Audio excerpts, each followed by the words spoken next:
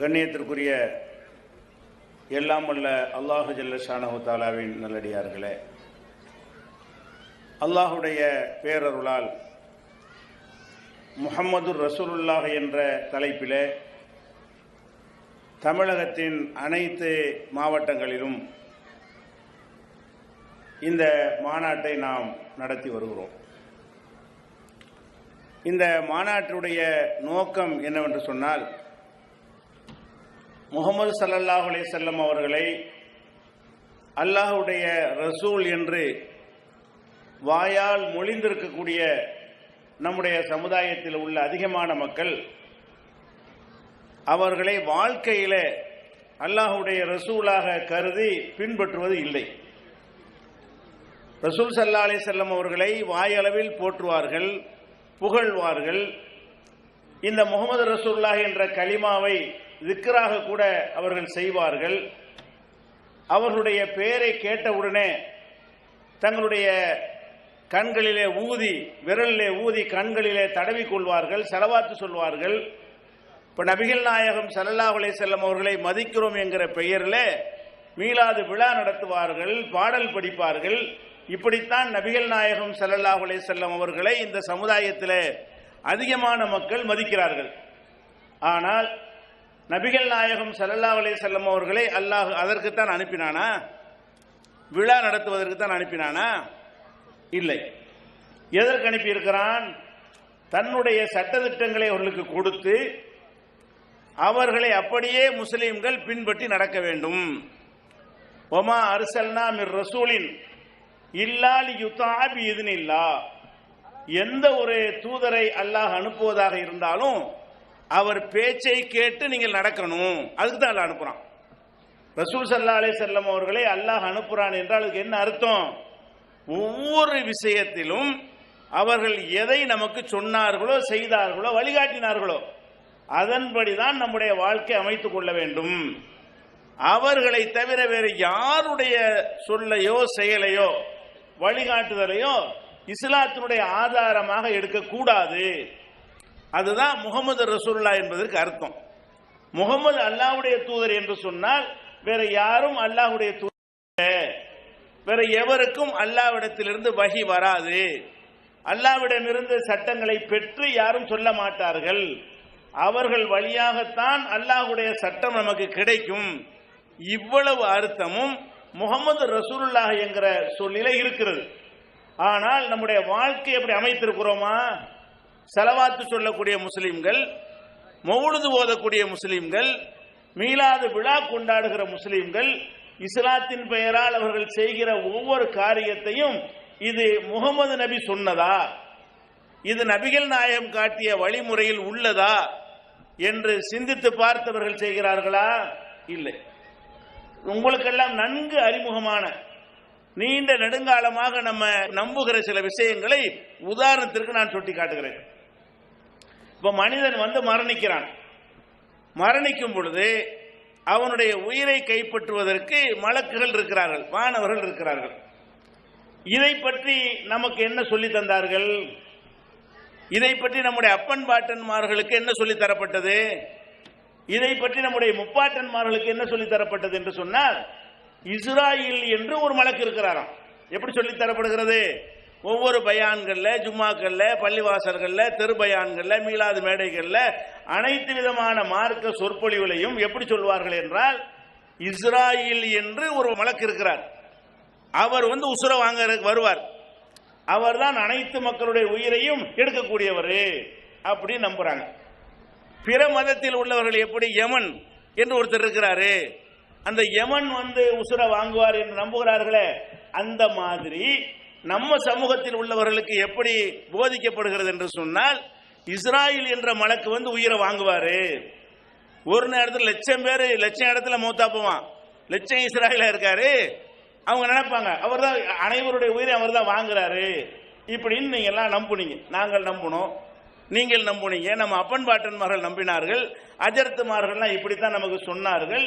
இதுதான் இஸ்லாத்தில் இன்னும் சொல்ல போனால் 4 முக்கியமான மலக்குகள் என்று சொல்லி ஜிப்ரையில், மீகாயில், இஸ்ராபீல், இஸ்ராயில் என்று அவர்கள் 4 மலக்க சொல்வார்கள். அதுல இஸ்ராயில் என்பவர் தான் உசுர வாங்குற மலக்கு வானவர் என்று நம்புறாங்க.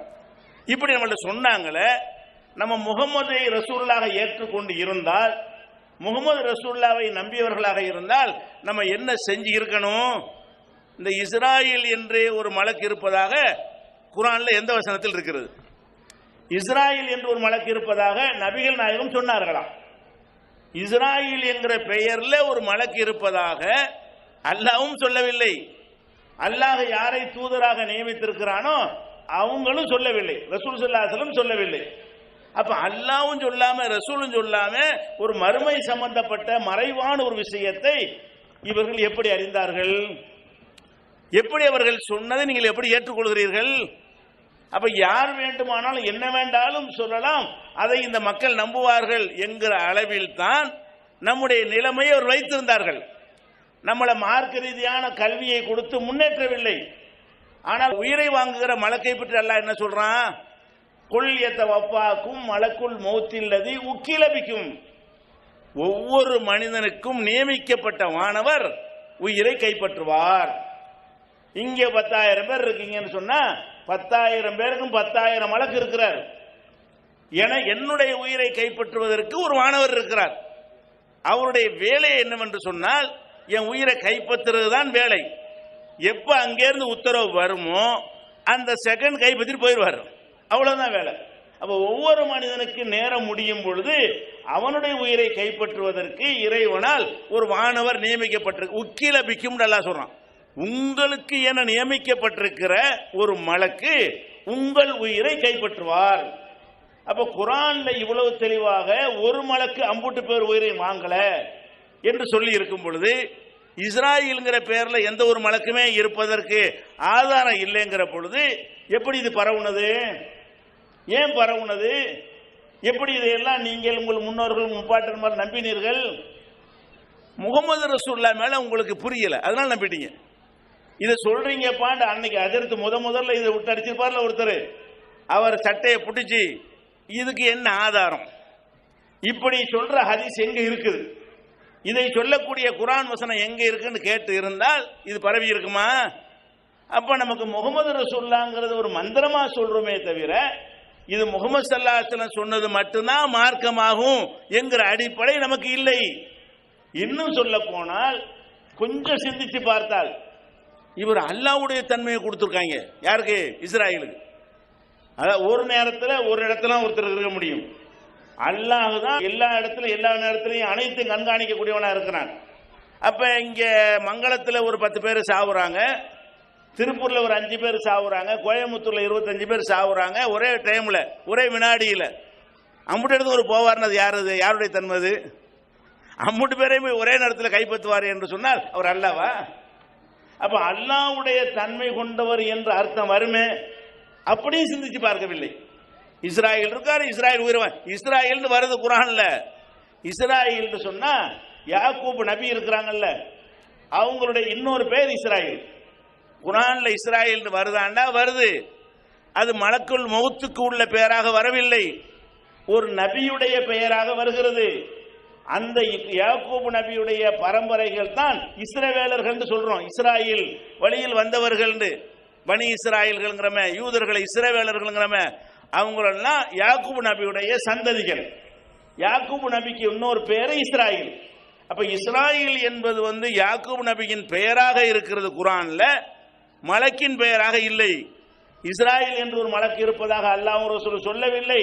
அவருடைய டியூட்டி உயிரை வாங்குறது என்றும் சொல்லவில்லை. இது எதுக்கு சொல்றேன்னு கேட்டா, அப்ப இந்த முகமது ரசூலுல்லாஹ்வுக்கு நம்ம சமூகத்தில் நம்ம என்ன இடத்தில் வைத்திருந்தோம், என்ன மாதிரி வைத்திருந்தால் இப்படி எல்லாம் நம்மள்ட்ட விட்டு அடித்து மார்க்கம் என்கிற பெயர்ல பொய்யை சொல்லி நம்ப வைத்திருப்பார்கள் பல நூற்றாண்டுகளாக. அப்ப இது பொய் என்று நமக்கு விளங்குகிறது. அதே மாதிரி எடுத்துக்கிறங்க, ஒவ்வொரு மக்தபுகள்லையும் அலிபே சொல்லி கொடுக்குற இடத்துல இருந்து பார்த்தீங்கன்னு சொன்னா அதுல அந்த பாடத்திட்டத்துக்கு ஒரு புக்கு ஒன்று போட்டிருப்பாங்க. அதுல என்ன அம்மா ஜூஸ்ன்னு போட்டு அந்த அலிபே சொல்லி கொடுப்பாங்க இல்லையா, அந்த புக்கு போட்டிருப்பாங்க, அதை வச்சு சொல்லி கொடுப்பாங்க. அதுல என்ன செய்வாங்கன்னா 5 களிமா சொல்லி கொடுப்பாங்க. இஸ்லாத்தினுடைய களிமா எத்தனை? 5 களிமா. அவல் களிமா, 2ஆம் களிமா, 3ஆம் களிமா, 4ஆம் களிமா, 5ஆம் களிமான்னு 5 களிமா சொல்லுவாங்க. இந்த 5 கலிமாக்களை ஒருத்தன் அறிந்தால்தான், இந்த 5 கலிமாக்களை ஒருத்தன் சொன்னால்தான் அவன் முஸ்லிமு. முஸ்லிம் ஆவதற்கு என்ன சொல்லி ஆகணும்? 5 கலிமாவை தெரிஞ்சு வச்சிருக்கணும் அப்படின்னு சொல்லி வாயளவிலும் உங்களுக்கு சொல்லி தந்தார்கள், புக்காகவே அடிச்சு தந்தார்கள். மக்தபுடைய பாடத்திட்ட புத்தகத்திலேயே இந்த 5 கலிமாவை அடித்து தந்திருக்கிறார்கள். 5 கலிமா இருக்குன்னு குர்ஆன்ல எங்கேயாச்சும் இருக்கா? இஸ்லாத்தினுடைய கலிமாக்கள் 5 என்று சொல்லி குர்ஆன்ல எங்கேயாவது இருக்குதா? இஸ்லாத்துடைய கலிமாக்கள் 5 என்று நபிகள் நாயகம் ஸல்லல்லாஹு அலைஹி வஸல்லம் சொல்லி இருக்கிறாங்களா? ஒருவர் இஸ்லாத்தை ஏற்பதற்கு வந்தால் 5 கலிமா மனப்பாடம் பண்ணிட்டுவான்னு எப்பா சொல்லி இருக்கிறாங்களா? யார் இஸ்லாத்தை ஏற்க வந்தாலும் அஷ்ஹது அல்லா இலாஹ இல்லல்லாஹ் வ அஷ்ஹது அன்ன முஹம்மதன் அப்துஹு வ ரசூலுஹு, அவ்வளவுதான். இந்த ஒரு கலிமாவை தான் யார் இஸ்லாத்தை ஏற்க வந்தாலும் சொன்னார்கள். இதை சொல்லிதான் ஒருவர் நபி காலத்தில் முஸ்லிம் ஆனார். இப்ப கூட ஒருத்தர் எப்படி முஸ்லீம் ஆவாரு? நான் கேட்கிறேன். இப்போ ஒருத்தர் இஸ்லாத்தை தழுவ வந்தா 5 கலிமா சொல்லி கொடுத்தா இஸ்லாத்தில் சேர்க்கிறீங்க? இல்ல. வந்தா அஷ்ஹது அல்லா இலாஹ இல்லல்லாஹ் அந்த கலிமாவை சொல்லி கொடுத்தவன அவர் முஸ்லீம் ஆகி விடுகிறார். அப்ப இஸ்லாத்தின் அடிப்படை கலிமா என்பது இது ஒண்ணுதான் என்று தெரிஞ்சு இருந்தும் முதல் கலிமாண்டு 2வது கலிமா 5வது கலிமான்னு வச்சுக்கிறாங்களே, அந்த வார்த்தையை போட்டு தேடி பார்த்தா கூட ஹதீஸ்ல கிடைக்காது. ரத்துல் குபுர்னு போட்டு என்ன செய்யறான், என்னமோ அவனா இஷ்டத்துக்கு அரபில் ஒரு வாசகத்தை உண்டாக்கி அதை மனப்பாடம் பண்ணி ஆகணும். உனக்கு 5 கலிமா தெரியுமா? நாங்கெல்லாம் சின்ன பிள்ளையா இருக்கும் பொழுது பள்ளிவாசல்ல 27 சோறு போடுவாங்க சகருக்கு. சகர் சாப்பாடு பள்ளிவாசல் ஆக்குவாங்க. உள்ள அனுமதிப்பதற்கு என்ன செய்வாங்கன்னா ஒவ்வொருத்தரையா நிப்பாட்டி சின்ன பையல 5 கலிமா சொன்னதான் உள்ள விடுவாங்க. பள்ளிவாசல்ல போய் சாப்பிட போறதா 5 கலிமா சொல்லு. இந்த 5 கலிமா மனப்பாடம் பண்ணி எவன் சொன்னானோ அவன் தான் போய் பள்ளிவாசல்ல சாப்பிட முடியும். எந்த அளவுக்கு தாக்கத்தை ஏற்படுத்தின்னு பாருங்க. இந்த 5 கலிமா என்று சொல்லி ஒரு மெசேஜ், ஒரு கான்செப்டை உள்ள நுழைக்கிறாங்க.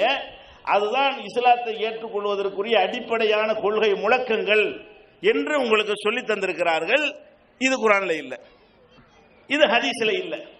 இப்படியான ஒரு இந்த 5ஆம் கலிமான்னு சொல்லக்கூடிய சொற்பிரயோகங்கள் எந்த ஒரு ஹதீஸ் நூல்களையும் நீங்கள் பார்க்க முடியாது. நபித்தோழர்கள் இதை சொன்னது கிடையாது. அப்ப அல்லாஹ் சொல்லல, ரசூல் சொல்லல, நபித்தோழர்கள் சொல்லல, தாபீன்கள் சொல்லல. எவனோ ஒருத்தன் ஒரு 50-100 வருஷத்துக்கு முன்னாடி இட்டு கட்டி சொல்ல அதை புக்கை அடிச்சு அம்புட்டு பேரே பரப்பி விட்டான. என்ன அர்த்தம்? முகமது ரசூலுல்லாஹ்ங்கிறது அது ஒரு கிளிப்பிள்ளைக்கு சொல்லப்பட்ட ஒரு மந்திரம். கிளி இருக்குதுல, அது முகமது ரசூலுல்லாஹ்னு சொல்லி கொடுத்தா சொல்லுமா சொல்லாதா? சொல்லும். அர்த்தம் தெரியுமான்னு தெரியாது.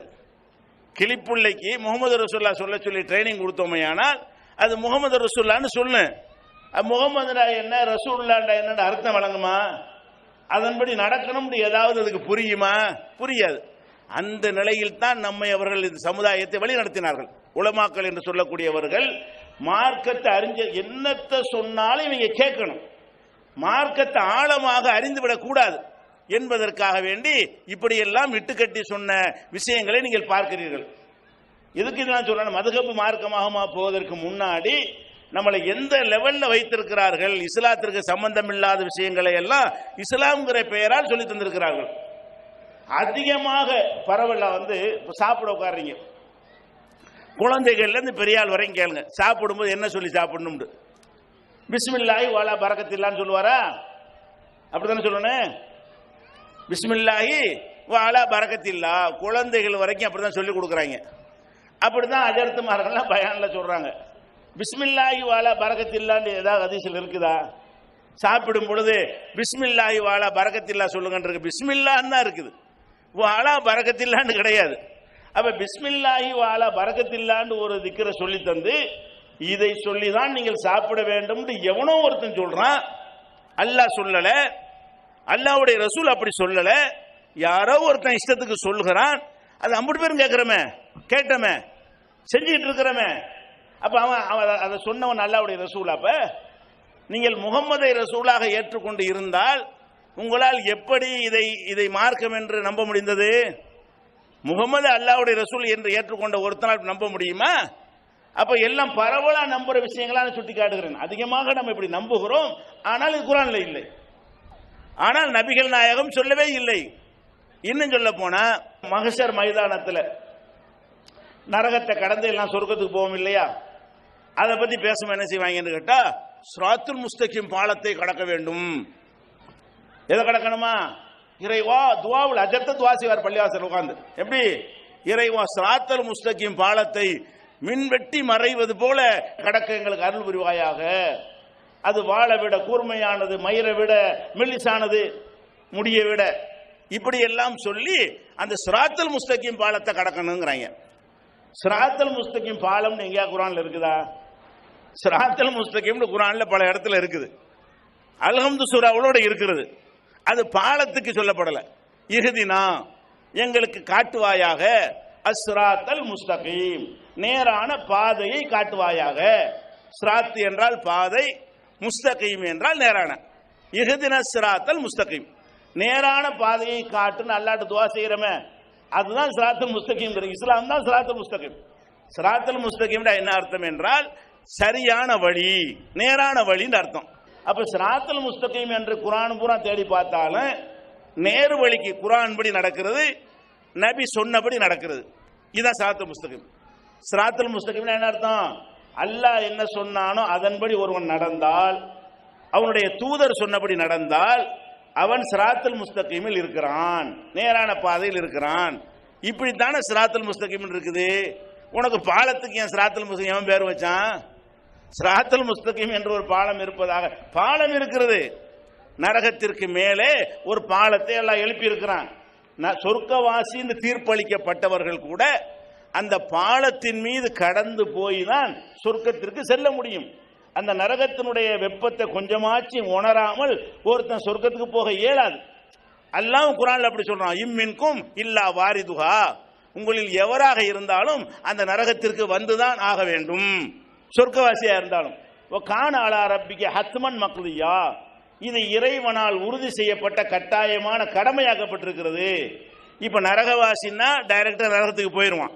சொர்க்கவாசின்னு சொன்னா அல்லாஹ் என்ன செய்யறான்? சொர்க்கத்துக்கு போறதுக்கு முன்னாடி அந்த நரகத்தின் மீது போடப்பட்டிருக்கிற பாலத்தை கடந்து போனால் நரகம்டா என்னன்னு விளங்கி விட்டு அதன் பிறகு அந்த சொர்க்கத்தில் நுழையும் பொழுது அதனுடைய இன்பம் சரியா விளங்கும், புரியும் என்பதற்காக வேண்டி அப்படி ஒரு பாலம் போடப்பட்டிருக்கு என்று நம்ம நம்பணும்.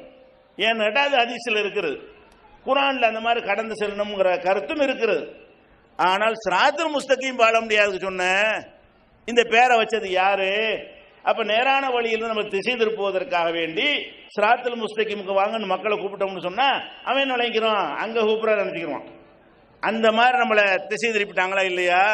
இப்படி இஷ்டத்திற்கு என்ன நினைத்தாலும் சொல்லலாம். நம்ம எப்படி நம்ம இருந்தோம் என்று சொன்னால், ஒரு 50 ஆண்டுக்கு முன்னாடி, 25 வருஷத்துக்கு முன்னாடி, 100 வருஷத்துக்கு முன்னாடி எல்லாம் நம்ம எப்படி இருந்தோம்?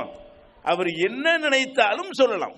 அஜர்த்து நினைச்சார்னு சொன்னா அவர் என்ன வேணாலும் சொல்லலாம், நம்ம கேட்க மாட்டோம். எந்த ஆயத்து, எந்த ஹதீஸு, அந்த கேட்கக்கூடிய ஒரு தன்மையே இருக்காது. இன்னும் நீங்க பாருங்களேன், அஜர்த்து மாதிரிலாம் என்ன செய்வாங்கன்னா, நீங்க எல்லாம் சட்டை அது மாதிரி போட்டீங்கன்னு வைங்களேன், அவர் ஜுப்பா போடுவார். அஜர்த்துடைய ட்ரெஸ் எது? அதிகமான அஜர்த்துமார்கள் ஜுப்பான்னு ஒன்று போடுவாங்க. ஜுப்பாண்டா என்ன?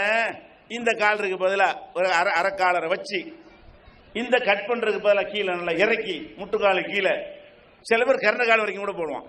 அப்போ முட்டுக்காலு கீழே துணி இறக்கி விட்டு 2 பக்கம் பாக்கெட் வச்சு ஒரு பெரிய தொலைதொலன்னு கை வச்சிருக்கும்ல, இப்படியான ஒரு ட்ரெஸ்ஸுக்கு பேர் ஜுப்பா. இந்த ஜுப்பா அணிவது என்னது? மார்க்கத்தில் ஒரு உயர்ந்த, அதான் சிறந்தது. உங்களை மாதிரி சாதாரண மக்களுக்கு போட முடியாட்டாலும் மத குருகள் நாங்கள் அதான் போடுவோம். சுன்னத்து. எது சுன்னத்தான்? ஜுப்பா போடுவது சுன்னத்து. சுன்னத்துனா என்ன? நபி செஞ்சாங்கன்னு அர்த்தம், சுன்னத்துக்காக தான் அர்த்தம்.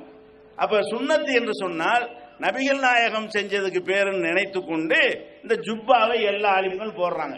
ஜுப்பா போடாத நீங்கள் கூட என்ன நினைக்கிறீர்கள் என்று சொன்னால், நம்ம ஸ்டைலா போடுறோம், அஜர்த்து சுன்னத்து படி போட்டிருக்காரு, நம்ம படி சுன்னத்து இல்லையா? நம்ம போட்டிருக்கிற ட்ரெஸ் என்ன இல்லை, அது சுன்னத்து, நபி வழி இல்லாத ட்ரெஸ். அஜர்த்து போட்டுக்கிறது அவர் சுன்னத்து படி போட்டிருக்காருங்க, அதுக்காக ஒரு மரியாதை. சுன்னத்தான ட்ரெஸ் போட்டதுனால அந்த ட்ரெஸ்ஸுக்கே ஒரு மரியாதை நீங்கள் கொடுக்கிறீர்கள். நாங்கள் கேட்குறேன், ஜுப்பாங்கிறது ஹதீஸ்ல இருக்குது. ரசூல் ஸல்லல்லாஹு அலைஹி வஸல்லம் ஜுப்பா போட்டிருக்கிறாங்க. ஜுப்பாங்கிற ஆடையை ரசூல்ல அணிஞ்சிருக்கிறாங்க. ஆனா ஜுப்பாங்கிறதுக்கு அரபு மொழியில அர்த்தம் வேற, உருது மொழியில அர்த்தம் வேற. உருது மொழியில ஜுப்பான்னா தான் இவங்க போட்டுக்கிற ட்ரெஸ். உருது மொழியில ஜுப்பாங்கிறான் பாருங்க, அதுக்கு என்ன அர்த்தம்? இப்ப அசரத்து மாதிரி போடுறாங்கல்ல முட்டுக்காலு கீழே, அந்த மாதிரி வந்து துணி பஞ்சத்தை ஏற்படுத்தக்கூடிய ட்ரெஸ் போடுறாங்களே, இதுக்கு பேர் என்னது? உருது மொழியில ஜுப்பா. அவங்களா ஒரு ஜுப்பாவுக்கு 2 சட்டை தைக்கலாம், அது சொல்றான். துணி பஞ்சம் ஏற்படுது. சரி, அதை விட்டுருங்க. அப்ப ஜுப்பா அரபியில ஜுப்பா என்ன? இப்ப நபிகள் நாயகம் ஸல்லல்லாஹு அலைஹி வஸல்லம் அவர்கள் ஹதீஸ்ல புகாரில எடுத்து பார்த்தீங்கன்னா, அவங்க ஷாம் சிரியா நாட்டில் நெய்யப்பட்ட ஜுப்பத்தன் ஷாமியத்தன், சிரியா நாட்டில் செய்யப்பட்ட ஜுப்பாவை ரசூலுல்லாஹ் அணிந்திருந்தார்கள். அது எப்படி இருந்தது என்று சொன்னால், லையக்கத்தல் கும்மைனி, இந்த கை ரெண்டும் பயங்கர டைட்டா. நீங்க காலுக்கு லெகின்ஸ் போடுறீங்கல்ல, அந்த மாதிரி கைக்கு லெகின்ஸ் போடுறது தான் ஜுப்பாங்கிறது. எப்படி இருக்கு? சட்டை கையெல்லாம் பயங்கர டைட், இறுக்கமா இருக்கும். ஒரு நாள் ஒழு செய்யறதுக்கு பாக்குறாங்க, கையை இப்படி எடுக்க முடியல. ரசூலுல்லாஹ்வுக்கு என்ன செய்ய முடியல? இறுக்கமா இருக்குது. ஷாம் நாட்டில இருந்து வந்த ஜுப்பா, அது எடுக்க முடியல. அப்புறம் பின்பக்கம் அப்படி கையை எடுத்து வெளியே எடுத்து அப்புறம் கழுவுனார்கள் என்று சொல்லி கையை கழுகி உழு செய்தார்கள் அப்படின்னு புகாரில் ஹதீஸ் இருக்கிறது.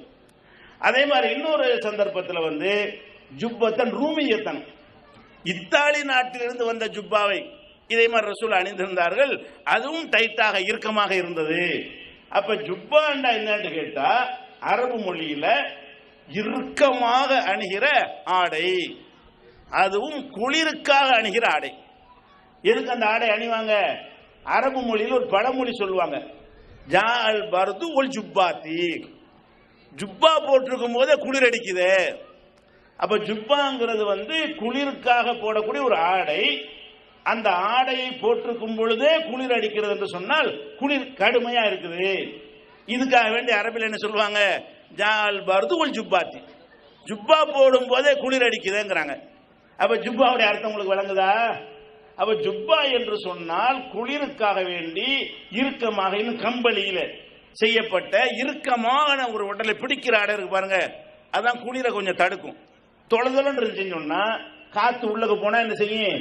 குளிரை வந்து தடுக்காது. காற்று உள்ளே போவதை தடுக்கும் விதமாக தொய்வாக இருக்கக்கூடிய, இறுக்கமாக இருக்கக்கூடிய ஆடையாக இருந்தால் அதற்கு பேர் ஜுப்பா. ரசூலுல்லாஹ் போட்ட ஜுப்பாங்கிறது அரபு மொழியில் எது ஜுப்பாவோ அதை போட்டார்கள். இவன் ஒரு ட்ரெஸ்ஸுக்கு இவனா ஜுப்பான்னு பேரை வச்சுக்கிட்டு ரசூலுல்லாஹ் ஜுப்பா போட்டாங்கன்னு ஹதீஸ் இருக்கு, அதை கொண்டாந்து காட்டி இதுதான் போட்டாங்கிறான். இந்த ஜுப்பாவை ரசூலுல்லாஹ் போட்டாங்க, இதுக்கு அரபு மொழியில ஜுப்பான்னு பேர் அன்னைக்கு இருந்துச்சா ரசூல் ஸல்லல்லாஹு அலைஹி வஸல்லம் காலத்துல? இல்ல.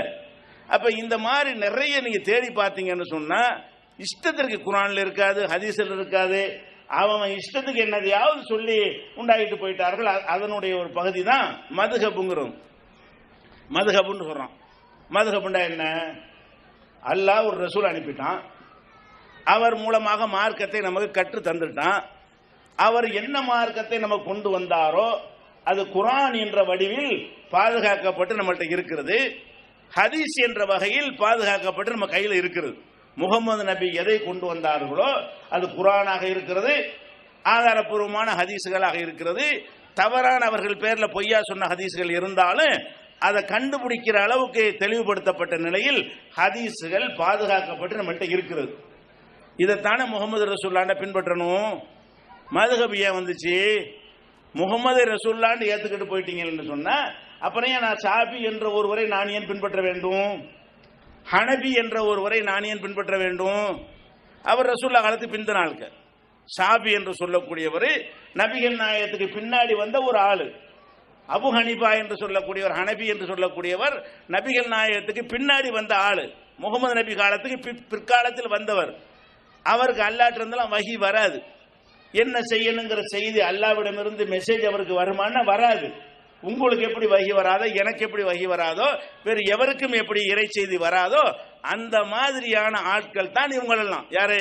ஷாஃபி, ஹனபி, மாலிகி, ஹம்பலி எல்லாம் அந்த காலத்தில் இருந்து அறிஞர் என்று பேர் எடுத்தவர்கள். அறிஞர் என்று மக்கள் மதித்திருக்கிறான்னு வைங்கள. அப்படின்னு சொன்னா அவர் சொல்லுதான் நம்ம கேட்டுக்கணுமா? அறிஞர்னு பேர் எடுத்தா அப்ப நாங்க அறிஞர்னு பேர் எடுத்துட்டோம், நாங்க சொல்ல கேட்கணுமா? அல்ல இந்த சுன்னத் ஜமாத் அறிஞர்னு பேர் எடுத்துட்டாங்க, அவங்க சொல்ல கேட்கணுமா? அறிஞர்னு பேர் எடுத்ததுக்காக வேண்டி அவர் சொன்னதெல்லாம் கேட்க முடியாது. குர்ஆன்ல இருந்து எடுத்து காட்டினா கேட்டுக்க, ஹதீஸ்ல இருந்து எடுத்து காட்டினா இப்படி சொல்வதற்கு பதிலாக இவங்க என்னட்டாங்க? இமாமை 4 மதுஹபை பின்பற்றணும். அதில் ஒரு வேடிக்கை என்ன தெரியுமா, இந்த ஜுப்பா மாதிரி தான் மதுஹபுங்கிறதும். ஜுப்பாங்கிறதுக்கு எப்படி ஹதீஸ்ல அர்த்தம் வேற, இவங்க செய்யற அர்த்தம் வேறையா இருக்கிறதோ, மதுஹபுடைய அர்த்தமே என்ன? முதல்ல மதுஹபை பின்பற்றணுங்கிறீல்ல, இந்த மதுஹபுங்கிற வார்த்தை குர்ஆன்ல எடுத்து காட்டுங்க எங்கேயாச்சும் பார்ப்போம். பின்பற்றுவது அப்புறம் பேசிக்கிடுவோம். மதுஹபை பின்பற்றுவதா வேணாமாங்கிறது அப்புறம் வச்சுக்கிடுவோம். மதுஹபுங்கிற வார்த்தை குர்ஆன்ல இருக்குதா? குர்ஆன்ல எந்த ஒரு இடத்துலயாவது மதுஹப் என்கிற ஒரு சொல் இருக்குதான்னு பாருங்க. பின்பற்ற ஒரு முக்கியமான ஒரு விஷயமா இருந்தா அது குர்ஆன்ல இல்லாம இருக்குமா? பின்பற்றன்னு சொல்ல தேவையில்லை, அந்த சொல்லாச்சு. மதுஹப் என்கிற ஒரு வார்த்தையை உங்களால் குர்ஆன்ல காட்ட முடியுமா? அல்லாஹ்வுடைய கலாமில் மதுஹப்ங்கிற சொல்லே இல்லை. நபிகள் நாயகம் ஸல்லல்லாஹு அலைஹி வஸல்லம் அவர்கள் மதுஹப்ங்கிற சொல்லை யூஸ் பண்ணியிருக்கிறாங்களா? அவங்க காலத்தில் யூஸ் பண்ணியிருக்காங்க, அவங்க கூட யூஸ் பண்ணல. அவங்க காலத்தில் சஹாபாக்கள் யூஸ் பண்ணியிருக்கிறாங்க.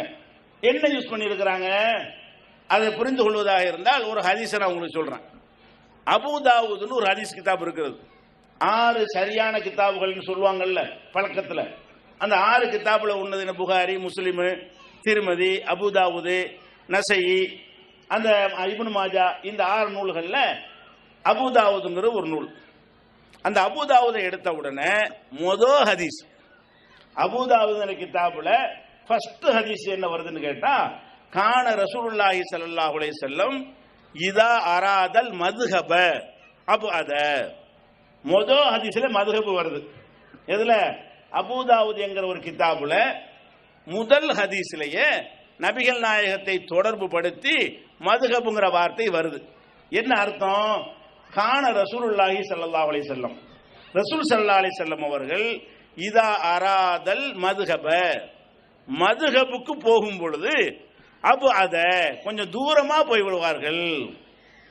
அர்த்தம் வழங்குதா? இப்ப ரசூலுல்லாஹ் காலத்துல வீடுகள்ல கழிப்பறை கிடையாது. கழிப்பறைக்கு போவதாக இருந்தால் அது வெளியில தான் போவாங்க. திறந்த வெளியில தூரமான மக்கள் நடமாட்டம் இல்லாத பகுதிக்கு போய் மலஜலம் கழிக்க போவாங்க இல்லையா? அப்படி போவாங்க. அதைத்தான் மதுஹப்னு ஹதீஸ் சொல்லப்படுது. ரசூல் ஸல்லல்லாஹு அலைஹி வஸல்லம் அவர்கள் மதுஹபுக்கு போகும் பொழுது, மதுஹப்னா மலஜலம் கழிக்க போகும் பொழுது அப்போ அத தூரமாகி விடுவார்கள். அப்ப ரசூலுல்லாஹ் காலத்துல மதுஹபுக்கு என்ன அர்த்தம்? கக்கூசுன்னு அர்த்தம். வணங்குதா? அபு ஹனீஃபா மதுஹப்னா அபு ஹனீஃபா கக்கூஸ். ஏன்னா அர்த்தம் வேணா, இந்த சொல்லாச்சு உனக்கு ஒழுங்கா தேர்ந்தெடுக்க தெரியுதா? அபு ஹனீஃபா மதுஹப், ஷாஃபி மதுஹப்ங்கறிய நீ மதுஹபுக்கு பின்னாடி ஒரு அர்த்தம் வச்சுக்கிட்ட. பின்னாடி இதை உண்டாக்குனதுனால அர்த்தத்தை பின்னாடி வேணா வச்சுக்கிட்டான். அல்லாஹ்வுடைய கலாமுல அல்லாஹ்வுடைய சொல்லுல மதுஹப் இல்ல. ரசூலுல்லாஹ் காலத்துல சஹாபாக்கள் இதை யூஸ் பண்ணி இருக்கிறாங்க. எதுக்கு யூஸ் பண்ணி இருக்கிறாங்க? கழிப்பிடம், கழிவறை. கழிவறைன்னு போர்டு போடுறது செய்யறான், மதுஹப் எழுதி ஆம்பளை படம் பொம்பளை படம் போட்டு வச்சா அதுக்கு பொருத்தமான சொல்லுது. ஆண்கள் கழிப்பறை, ஆண் படத்தை போட்டு மதுஹப், பொம்பளை படத்தை போட்டு மதுஹப் போட்டு வச்சிருக்காங்கல்ல. அதுக்கு உள்ள ஒரு சொல்ல மார்க்கமாக்கி பின்பற்றணுங்கிறா பாருங்க, மதுஹபை பின்பற்றணுமா. அப்ப இந்த மதுஹப்ங்கிற பேசிக்கே உங்களுக்கு வழங்கி போச்சா? மதுஹப்ங்கிற ஒரு கான்செப்ட் மார்க்கத்தில் இல்லவே இல்லை. அல்லாஹ்வே தற்செயலா என்ன பண்றான்னு கேட்டா, அவங்களுக்கு ஒரு அசிங்கமான பேரை மிச்சம் வச்சிருக்கான். தேர்ந்து எடுக்கிறதா எடுத்து தொலைகிறாங்க. ஒரு நல்ல கருத்துள்ள எடுக்க மாட்டானுவோ, நல்ல கருத்தானவங்க சொல்ல வச்சு அபூ ஹனீஃபா மதுஹப் சொல்ல மாட்டாங்க. அது சொன்ன தேர்ந்தெடுத்தது என்னது? நபிகள் நாயகம் காலத்துல மலசல கூடம் என்பதற்கு பயன்படுத்தப்பட்ட ஒரு சொல்லை வழிபாட்டு முறைக்கு பயன்படுத்திட்டு இருக்கிறாங்க. ஷாஃபி மதுஹப் இதுல விளங்குதா? இந்த மதுஹபுக்கு மார்க்கத்துக்கு சம்பந்தம் இல்லை என்று உங்களுக்கு விளங்குதா இல்லையா? இப்ப 4 மதுஹபில் ஒன்றை பின்பற்றாவிட்டால் பள்ளிக்கு வரக்கூடாது. அது 4 மதுஹப்னு எழுதி போட்டிருக்காங்க. 4 கக்கூசில் ஒன்றை பின்பற்றாவிட்டால் பள்ளி வாசல் வரக்கூடாதுன்னு அர்த்தம் அதுக்கு. சரி, இப்ப ஒரு பேச்சுக்கு சொல்றான். இப்ப நபிகள் நாயகம் ஸல்லல்லாஹு அலைஹி வஸல்லம் அவர்கள் ஒரு பேச்சுக்கு தான், அது நடக்க போறது இல்ல. இப்ப வந்துட்டாங்கன்னு வைப்போம், எல்லாம் திரும்ப எழுப்பி நம்ம மங்களத்துக்கு அனுப்பி விடுறான்னு வைப்போம். அப்ப அவங்க பள்ளிவாசலுக்கு போனா விரட்டி விட்டுருவாங்க. ஏன்? 4 மதுஹப் பின்பற்றல. அவங்க 4 மதுஹபை பின்பற்றாவிட்டால் பள்ளிவாசலுக்கு வரக்கூடாதுன்னு சொன்னா ரசூல் ஸல்லல்லாஹு அலைஹி வஸல்லம் விரட்டுவாங்களா இல்லையா? ரசூல் ஸல்லல்லாஹு அலைஹி வஸல்லம் 4ஐயே பின்பற்றினாங்க. அவங்க 4ஐயும் பின்பற்ற, 4 எந்த ஒன்றையும் பின்பற்றல. அப்ப 4 மதுஹபில் ஒன்றை பின்பற்றாவிட்டால் பள்ளிக்கு வரக்கூடாதுன்னு சொன்னாயானால் இங்க உள்ள எந்த ஒரு பள்ளி வாசல்லையும் ரசூல் ஸல்லல்லாஹு அலைஹி வஸல்லம் வந்தா விரட்டி விட்டுருவாங்க. சஹாபாக்கள் வந்தாலும் விரட்டிடுவாங்க. சஹாபாக்கள் யாரும் 4 மதுஹப் பின்பற்றல, தெரியவும் செய்யாது. இப்படி ஒரு மதுஹப் நாளைக்கு உண்டாக போறாங்க அப்படிங்கிற விஷயம் கூட அபூபக்கர் ரலியல்லாஹு தெரியாது, உஸ்மானுக்கு தெரியாது, உமருக்கு தெரியாது, அலிக்கு தெரியாது. அப்ப சஹாபாக்கள் அறிந்திராத பிற்காலத்தில் உண்டான ஒரு விஷயத்தை மார்க்கம் ஏன் சொல்றீங்க? எதுக்கு சொல்றாங்கன்னு கேட்ட விளங்கி கொள்ளணும். குர்ஆன் ஹதீஸ் என்கிற பேசிக்கில் நீங்கள் நின்றால் இவர்கள் சம்பாதிக்க முடியாது. மெயினா விளங்கிக்கணும். இந்த மதுஹப்னு தூக்கி பிடிக்கிறது காரணம் என்னன்னு கேட்டா, குர்ஆன்ல இருக்கா, நபி சொன்னாங்களா, இப்படி கேட்டீங்கன்னு வைங்க, எல்லாமே மூத்தா போயிடும். என்ன மூத்தா போயிடும்? இவர்கள் பிறந்ததிலிருந்து சாவுற வரைக்கும் இந்த மத குருமார்கள், நம்ம மார்க்கத்தில் உள்ள அஜரத்துமார்கள் நம்ம ஏமாத்தி பணம் பறிக்கிறார்கள், ஏமாத்த பணம் பறிக்கிறார்கள். பள்ளியா தொழுவிக்கிற சம்பளம் வாங்குறது போ, தொலைஞ்சிட்டு போ. நீ என்ன பண்ற? அது போக மக்களுடைய பலவீனத்தை பயன்படுத்தி உங்களுக்கு ஒரு குழந்தை பிறந்துருச்சு. குழந்தை பிறந்தா பேர் வைக்கணும், குழந்தைக்கு பேர் வைக்கணும்ல. உங்களுக்கு பேர் வேணும், அஜரத்தில் போய் அது ஒரு நல்ல பேரா சொல்லுங்க, ஒரு நல்ல சஹாபாக்கள் பேரை சொல்லுங்க, அல்லது மார்க்கத்தில் வலியுறுத்தப்பட்ட ஒரு பேரை சொல்லுங்கன்னு கேட்டு அந்த பேரை நீங்கள் சூட்டுவதற்கு அவரை பயன்படுத்தலாம், கேட்கலாம், தப்பில்லை. ஒரு அஜரத்திட்ட போய் நல்ல ஒரு பேரா சொல்லுங்க அப்படின்னு கேட்கலாம். ஆனால் என்ன செய்யறீங்கன்னா, கேட்டு நீங்க பேர் வைக்க இயலாது. பேர் அவர் தான் கொண்டாந்து வைப்பார். அவர் எடுத்துக்கொண்டு அந்த பேரை எடுத்துட்டு என்ன செய்யணும்? அஜரத்து பேர் வைக்க வாங்க. அப்ப பேர் வைக்கணும்னா என்ன அர்த்தம்? அவர் பெரிய பயங்கரமான ஒரு வேலை மாதிரி, உங்களுக்கெல்லாம் செய்ய இயலாதுங்கிற மாதிரி, அதை செய்வதற்கான தனி பிராக்டிஸ் அவர் தான் பண்ணி இருக்கிறாரு, பயிற்சி அவருக்கு தான் இருக்குதுங்கிற மாதிரி வச்சு அஜரத்து பேர் வைக்க வாங்க. உங்க பிள்ளைக்கு பேர் வைக்கிறதுக்கு யாரை கூப்பிடுறீங்க? அஜரத்தை கூப்பிடுறீங்க. அவர் என்ன செய்யறாரு? பேர் வைக்கும் பொழுது நம்ம பிள்ளைக்கு நம்ம பேர் வச்சோன்னு வைங்க, நம்ம பெத்த பிள்ளை நல்லா இருக்குன்னு மனசார ஆசைப்படுவோம். இறைவன்ட்டு பிரார்த்தனை செய்வோம், யா அல்லாஹ் எனக்கு இந்த ஆம்பளை பிள்ளையை கொடுத்துருக்க, அதுக்கு இப்ராஹிம்னு பேர் வச்சிருக்கிறேன், அப்துல்லான்னு பேர் வச்சிருக்கிறேன், அந்த பேருக்கு தகுந்தவாறு நல்லடியார் ஆக்கி வைப்பாயாகன்னு ஒரு மனசால் ஒரு அல்லாட்ட ஒரு வேண்டுதல் பண்ணிக்கிட்டு அந்த பேரை சொல்லி கூப்பிடலாம். இப்படி கூப்பிடும்போது என்ன ஆகுதுன்னா, அது உள்ளத்திலேருந்து வருது. ஒரு தகப்பன் குழந்தைக்கு பேர் வைக்கும் பொழுது, ஒரு தாய் குழந்தைக்கு பேர் வைக்கும் பொழுது, அது மனசார உள்ளத்தினால் வரக்கூடிய ஒரு பேராக இருக்கிறது. அதுல ஒரு துவா, ஒரு பிரார்த்தனை இருக்கிறது, அல்லாட்ட ஒரு வேண்டுதல் இருக்கிறது. இப்ப என்னைய கூட்டி, நான் ஒரு மத குரு, என்னை அழைத்துட்டு போய் பேர் வைக்க வாங்கன்னு சொன்னா, எதுக்கா என்னை கூப்பிடுறீங்க, நான் எதுக்கு வர்றேன், வேலையை போட்டுட்டு எனக்கு கை மடக்கு தர்றீங்க, பேர் வைக்கிறது சும்மா வச்சுட்டு போவார் அஜரத்து? எந்த வீட்லயாவது பேர் வச்சுட்டு போயிட்டு வரேன்னு போயிருக்காரா? அதில் நீங்க தான் போயிட்டு வாங்க சார் சொல்லிடுவீங்களா? பேர் வச்சா என்ன செய்யணும்? அதுக்கு கொடுக்க வேண்டியது கொடுக்கணும். ஒரு குழந்தைக்கு பேர் வைக்கிறாங்க, பணக்காரன் கூட 1000 ரூபா கொடுப்பான், 500 ரூபா கொடுப்பான். இது சந்தோஷமான விஷயம் தானே, இது கணக்கு பார்க்க அப்படின்னு சொல்லி கூலி தொழிலையாக இருக்கிறவங்க கூட 100 ரூபா 200 ரூபா கையில் வச்சு விட்டுருவான் அஜரத்துக்கு. இந்த 100 ரூபா காசுக்காகத்தானங்க இவன் பேர் வைக்க நான் வர்றேங்கிறான். இது குர்ஆன் ஹதீஸ் அடிப்படையில் நீங்க உங்களை முஹம்மது ரசூலுல்லாஹ்ங்கிற அடிப்படையில் வந்திருந்தா இப்படி உங்களை ஏமாத்த இயலுமா? அல்லாஹ் திருக்குர்ஆன்ல ஒரு பேர் வச்ச சம்பவத்தை சொல்றான். மரியம் அலைஹிஸ்ஸலாம் அவங்களுக்கு அல்லாஹ் ஒரு பிள்ளையை கொடுக்குறான். மரியம் அலைஹிஸ்ஸலாமுடைய தாயாருக்கு இந்த மரியம்ங்கிற ஒரு குழந்தையை கொடுக்குறான். இம்ரான் என்பவருக்குடைய மகள் தான் மரியம். இம்ரானுக்கு புள்ள பிறக்குது. அப்ப புள்ள பிறந்தவுடனே இம்ரானுடைய மனைவி இருக்காங்கல்ல, அந்த மரியத்துடைய அம்மா, அவங்க குழந்தையை தூக்கி கையில வைத்துக் கொண்டு அவங்க ஒரு வார்த்தையை சொல்றாங்க. என்ன சொல்றாங்க? இன்னி சம்மைத்துஹா மரியம், என்னுடைய இந்த மகளுக்கு மரியம் என்று நான் பெயர் சூட்டி கொண்டேன். மரியம் யார் பெயர் சூட்டுறா? மரியமை பெற்றெடுத்த மரியமுடைய அம்மா மரியத்திற்கு பெயர் சூட்டுறாங்க. எப்படி சொல்ற? நான் பெயர் சூட்டுறேங்கிறாங்க. இன்னி சம்மைத்துஹா மரியம், என்னுடைய இந்த மகளுக்கு நான் மரியம் என்று பெயர் சூட்டி விட்டேன். ஓ இன்னி உய்துஹா பிக்க ஓ துர்ரியத்தஹா மின ஷைத்தானிர் ரஜீம், விரட்டப்பட்ட சைத்தானை விட்டு இந்த குழந்தைக்கு நான் பாதுகாப்பு தேடுகிறேன். அழகான துவா. ஒரு தாய் பேர் வச்சதுனால உள்ளத்தில் ஒரு துவாவோட அந்த குழந்தைக்கு பேரை வச்சுட்டாங்க. இந்த மரியம் அலைஹிஸ்ஸலாம் பிறக்கிற நேரத்தில், மரியமுடைய அம்மா வாழ்ந்த காலத்தில் யாரெல்லாம் அந்த காலத்தில் இருக்கிறாங்க? ஜக்கரியா நபியுடைய ஊர் அது. ஜக்கரியா நபி வாழ்ந்த காலம். ஜக்கரியா நபி தான் இந்த மரியமை பொறுப்பேற்று வளர்த்தார்னு குர்ஆன்ல இருக்குது. வகஃபலஹா ஜக்கரியா, ஜக்கரியா தான் இந்த மரியமை பொறுப்பேற்று வளர்த்தாரு அப்படின்னு இருக்குது. அப்ப ஜக்கரியாங்கிற பேர்ல ஒரு நபி வாழ்ந்து கொண்டிருக்கிறாரு, அல்லாஹ்வுடைய தூதர். அவர் ஊர்ல நடக்கிறது, அந்த குழந்தையை பொறுப்பேற்று வளர்த்தார் என்று சொல்வதிலிருந்து அவருடைய நாலேஜுக்கு உட்பட்டு அந்த குழந்தை பிறக்கிற சம்பவம் நடக்குது என்று சொல்லும் பொழுது அந்த அம்மா என்ன செஞ்சிருக்கணும், நம்ம ஒரு சாதாரண ஒரு ஆள், இது ஒரு நபி இருக்கிறாங்க, ஜக்கரியா நபி இருக்கிறாங்க, அவங்கள போய் பேர் வைக்க கூப்பிடுவோம். பக்கத்தில் இருக்கிறாங்க கிராம சின்ன ஊர்கள் தானே, லட்சக்கணக்கான மக்கள் மங்கள மாதிரியா இருந்துச்சு அந்த காலத்தில். ஒரு ஊருக்கு 500 பேர் இருப்பாங்க, அதை பெரிய ஊர்னா 500 பேர் இருப்பாங்க, ஜனத்தொகை அவ்வளவுதான். அந்த மாதிரி ஒரு ஊரில் வந்து ஜக்கரியா நபி இருக்கிறாங்க.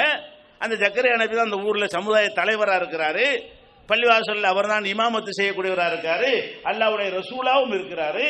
அப்ப அல்லாஹ்வுடைய தூதராக ஜக்கரியா நபி இருக்கும் பொழுது அவரை அழைத்து பேர் வைக்காம அவங்களே வச்சாங்க. என்ன, இதை தெரிஞ்சிட்டீங்கன்னா ஆபத்து. என்ன ஆபத்து? அசர்த்து பேர் வைக்க வாங்க கூப்பிட மாட்டீங்க. அப்ப அதுக்காக மறைக்கிறது.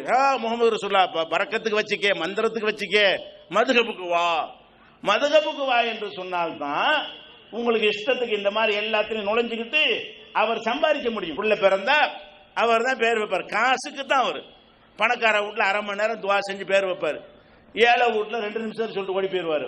அப்ப இந்த மாதிரி அந்த பேர் வச்சு பேர் வைப்பதில் வருமானம். அந்த வருமானம் செய்வதற்கு நீங்கள் குர்ஆன் ஹதீஸ் என்று கேட்க ஆரம்பித்தால் இதுக்கு என்ன ஆதாரம் காட்டுவார்? ஒவ்வொரு வீட்டிலையும் போய் பேர் வைக்கிறதுக்கு ஆதாரம் காட்ட முடியுமா? அவரால் அஜர்த்து தான் பேர் வைக்கணும் என்று ஒரு சட்டம் காட்ட முடியுமா? அல்லது அந்த குர்ஆன் வசனத்தை அதுக்கு மறுக்கிற முடியுமா? அதுக்காக என்ன பண்றாங்கன்னு கேட்டா, குர்ஆன் பக்கம் நீங்க வராதீங்க, அது செத்து போன ஆட்களுக்கு ஓதுறதுக்கு மட்டும் வச்சுக்கிறங்க, ஹதீஸின் பக்கம் வராதீங்க, நபியின் பக்கம் வராதீங்க, அது மீலாதுக்கு மட்டும் அவங்கள வச்சுக்கிறங்க, மற்ற சொல்லு கேட்கறதுலாம் எங்க சொல்ல கேளுங்க என்ற அடிப்படையில் வைத்து பிழைப்பிற்காக இந்த மார்க்கத்தை பயன்படுத்த வேண்டும் என்று சொன்னால் குர்ஆன் பக்கம் உங்களை வந்து வரவிடக்கூடாது, ஹதீஸின் பக்கம் நீங்கள் வரக்கூடாது. அதற்கு செஞ்ச வேலைன்னு விளங்குதா உங்களுக்கு? பேர் வச்சுட்டீங்க, பேர் வச்சால் நான் தான் வருவேங்கிறாரு. அது ஒரு குழந்தைக்கு சுண்ணத்து பண்ண போறீங்க, பையன் பருவம் அடைஞ்சி சுண்ணத்து பண்றது கத்தரா விருத்த சேதனம் செய்ய வேண்டி இருக்கிறது. அப்ப அந்த விருத்த சேதனம் செய்யறதா இருந்தா அதுக்கு அஜர்த்துக்கு என்ன ரோல்? இதுல அவரா பண்ண போறாரு? அவர் தெரியுமா? அது விருத்த சேதனம் பண்றாருன்னா ஒரு டாக்டர் பண்ணுவாரு, அல்லது நாவிதர்கள் பரம்பரையா செய்வாங்கல்ல, அவர்களுக்கு அந்த அந்த முறை தெரியும், அவங்க அதை செய்வாங்க, அவங்கள கூப்பிடலாம். ஏன்னா எனக்கு தெரியாது, நான் தகப்பனா இருந்தா கூட என் பிள்ளைக்கு நான் போய் அதை செய்ய முடியாது, தாயாரும் செய்ய முடியாது. அது கத்தி வச்சு விளையாடுறதுனால அது எல்லாரும் செஞ்சிட முடியாது, அதுக்குன்னு ஒரு பிராக்டிஸ் பயிற்சி உள்ளவங்க தான் செய்ய முடியும். அப்படிங்கிறதுக்காக வேண்டி ஒரு நாவிதர்கிட்ட போய் சுண்ணத்து பண்ணு, பிரச்சனை இல்லை. அல்லது நவீன காலத்தில் ஒரு டாக்டர்கிட்ட போய் பண்ணு, அது பிரச்சனை இல்லை, அது சரியான முறை. இதுக்கு அஜர்த்து வர்றாரு, அஜர்த்து சுண்ணத்து பண்ண போறோம் வாங்க. இவர் வருவார், இவர் வந்து என்ன செய்ய போறாரு? கத்தி எடுப்பாரா? இவர் அறுப்பாரு. அந்த ரோல் இவர் எடுக்க மாட்டார். என்ன செய்வாரு? அதுக்கு இந்த கத்தியை எடுத்து அறுக்கிறதுக்கு இவர் ஆர்டர் பண்ண அல்பாத்தியாம்பார். இவருடைய வேலை என்ன? சுண்ணத்துல ரோலு. சுண்ணத்து பண்ணுவதில் இவருடைய பங்கு என்னவென்று சொன்னால் அல்பாத்தியா. அல்பாத்தியானோன்னு என்ன செய்வார்? நாவிதரே ஒன்னா கட் பண்ணி விட்டுருவாரு. அப்ப இந்த அல்பாத்தியான்னு சொல்வதற்கு கை முடக்கு 1000 ரூபாய், 2000 ரூபாய், 500 ரூபாய். ஏன்டா எங்க உள்ளக்கு சுண்ணத்து பண்றதுக்கு நீங்க ஏன்டா வர்ற? இன்னும் சொல்ல போனாங்க, இப்ப நபிகள் நாயகம் ஸல்லல்லாஹு அலைஹி வஸல்லம் தேடி பார்த்தீங்கன்னு சொன்னா அவங்களுக்கு ஆம்பளை பிள்ளை எல்லாம் கொடுத்தா, சின்ன பிள்ளை எடுத்துட்டு போயிட்டான் இப்ராஹிம. அவங்கள சுண்ணத்து பண்ற வயசுல இருந்தது பேர பிள்ளை தான் இருந்தாங்க. ரசூல் ஸல்லல்லாஹு அலைஹி வஸல்லமுக்கு ஹசன் என்ற ஒரு பேர பிள்ளை இருந்தாரு, ஹுசைன் என்று ஒரு பேர பிள்ளை இருந்தாரு. ரசூலுல்லாஹ் காலத்துக்கு பின்னாடி வரைக்கும் வாழ்ந்து மூத்தா போனாங்க. அப்படியான பேரப்பிள்ளை இருக்கும் பொழுது அந்த பேரப்பிள்ளைக்கு சுண்ணத்து பண்ணியிருப்பாங்களா? பண்ணிருக்க மாட்டாங்களா? பண்ணாம இருந்திருப்பாங்க. ரசூல் ஸல்லல்லாஹு அலைஹி வஸல்லம் பேர குழந்தைகளுக்கு ஹசன் ஹுசைனுக்கு சுண்ணத்து பண்ணி இருப்பாங்களா? பண்ணியிருக்க மாட்டாங்களா? கண்டிப்பா பண்ணியிருப்பாங்க.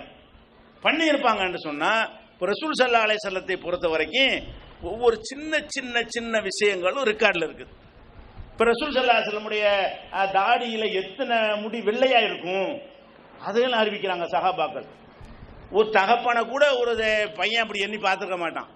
ஒரு பொண்டாடி கூட புருஷன் தாடியில எத்தனை வெள்ள முடியும்னு சொல்ல முடியாது இப்ப கேட்டா. ஆனால் நபிகள் நாயகம் ஸல்லல்லாஹு அலைஹி வஸல்லம் சஹாபாக்கள் எப்படி கவனிச்சாங்கன்னு கேட்டா, அவங்களுடைய தாடியில் எத்தனை நரமுடி இத்தனை இருந்தது, இஸ்ரூன பைலத்தன் ஷாரத்தன் பைலா, 20 வெள்ளை முடிகள் அவங்களுடைய முடியில இருந்தது அப்படின்னு எண்ணி சொல்ற அளவுக்கு ரசூலுல்லாஹ் இப்படி உன்னிப்பா கவனிக்கிறாங்க. ஏன்? ஃபாலோ பண்றதுக்காக வேண்டி. நபிகள் நாயகம் ஸல்லல்லாஹு அலைஹி வஸல்லம் அவர்கள் மற்ற தலைவர் மாதிரி கிடையாது.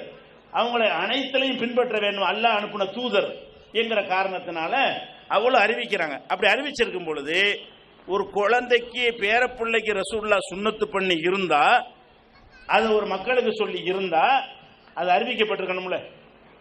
எந்த ஒரு ஹதீஸ்லையும் அவங்க பேரப்பிள்ளைக்கு எந்த வயசில் சுன்னத்து பண்ணப்பட்டுச்சு இல்ல, எந்த மாசத்தில் பண்ணப்பட்டுச்சு இல்ல, அப்ப என்ன நாளில் சுன்னத்து பண்ணப்பட்டுச்சு ரெக்கார்டு இல்ல.